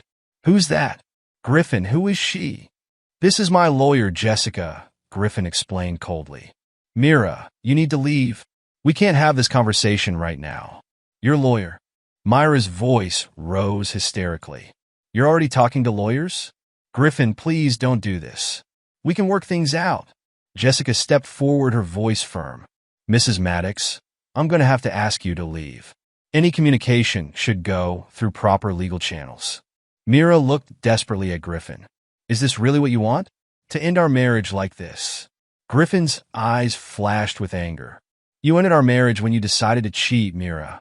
Now please, just go. As Mira turned to leave, stumbling slightly, Griffin felt a twinge of concern. But he quickly pushed it aside, closing the door firmly. Jessica turned to him, her expression serious. Griffin, we need to document this incident. Her erratic behavior could work in our favor during custody hearings. Griffin nodded, his resolve strengthening. You're right. Let's make sure we have everything we need to protect Ruby. Days passed, and Griffin threw himself into his work, trying to keep his mind off Mira and the impending divorce. He was at a construction site, overseeing a new project, when his phone rang. It was an unknown number. Hello, he answered cautiously. Is this Griffin Maddox? A woman's voice asked. Yes, who's this? This is Nurse Patel from Charlotte General Hospital. I'm calling about your wife, Mira Maddox. Griffin's heart raced, but he kept his voice steady. What about her? What's happened? Mr. Maddox, your wife was in a car accident last night. She's been admitted to our intensive care unit. Griffin felt a mix of emotions: concern, disbelief, and a lingering anger. A quel accident? Is she okay? She's stable, but in serious condition, the nurse explained. She's currently in a medically induced coma to help with swelling in her brain. Griffin's mind reeled. A quel accident? A coma? Had Mira been telling the truth about her confused memories? I'll be there soon, he said, his voice controlled. At the hospital, Griffin paced the waiting room, his emotions a tumultuous mix of worry, anger, and confusion. A doctor approached him, clipboard in hand. Mr. Maddox? The doctor asked. Griffin nodded. How is she? The doctor's expression was grave. Your wife is stable, but her condition is serious. She suffered a significant head injury in the crash. We've induced a coma to help manage the swelling in her brain. Will she recover? Griffin asked, his voice neutral. It's too early to say for certain, the doctor replied. Head injuries can be unpredictable. We'll know more when we bring her out of the coma in a few days. Griffin nodded, his face a mask of calm. I see. Can I sit with her? The doctor led him to Myra's room. Griffin's breath caught in his throat when he saw her. She looked small and fragile in the hospital bed, tubes and wires connecting her to various machines. He stood by her bedside, looking down at her still form. A part of him wanted to take her hand, to offer comfort, but the memory of her betrayal held him back. Oh, Mira, he whispered. What have you done? As he stood there, watching the steady rise and fall of Myra's chest, Griffin's mind raced. He thought back to her confused visit, her insistence about an accident. Had she been experiencing some kind of fugue state? Or was this all an elaborate ruse to gain his sympathy? His phone buzzed, startling him. It was a text from Jessica. Heard about Mira. This doesn't change anything legally. Stick to the plan. Griffin stared at the message, feeling a sense of resolve settle over him. Jessica was right. This accident, tragic as it was, didn't erase Myra's betrayal. He put the phone away, focusing back on Mira. Despite everything that had happened, despite the pain and betrayal, he couldn't help but feel a twinge of concern. They had shared 10 years of marriage, a child. But he reminded himself that Mira had thrown all that away. Days passed in a blur of hospital visits and worried phone calls. Ruby stayed with Griffin's parents, too young to fully understand what was happening. Griffin split his time between the hospital, work, and caring for his daughter, running on coffee and sheer determination. It was nearly a week later when the doctor announced they were ready to bring Mira out of the coma.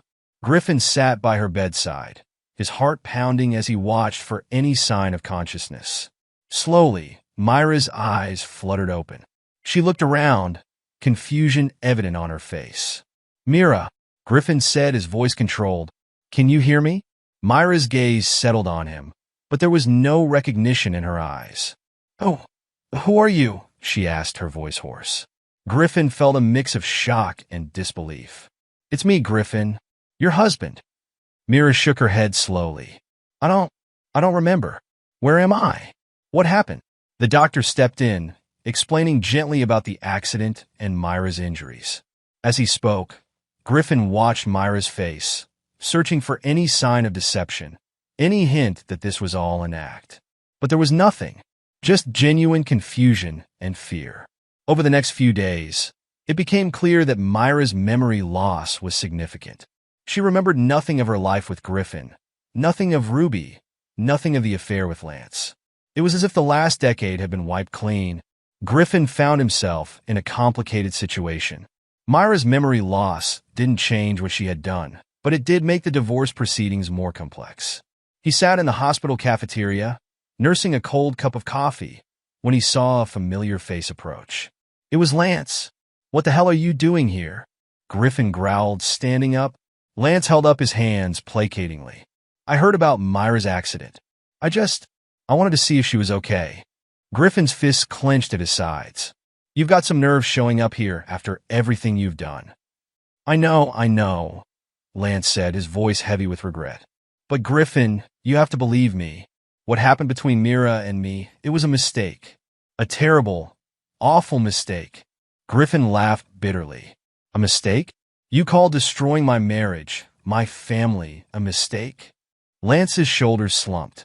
"I know it doesn't change anything, but I truly am sorry. And now, with Myra's condition, I just needed to know she was all right." Griffin stared at him for a long moment, his anger barely contained. "She doesn't remember you, Lance. She doesn't remember any of us. So do us all a favor and just go. Don't come back. Don't try to contact her. Just leave us alone."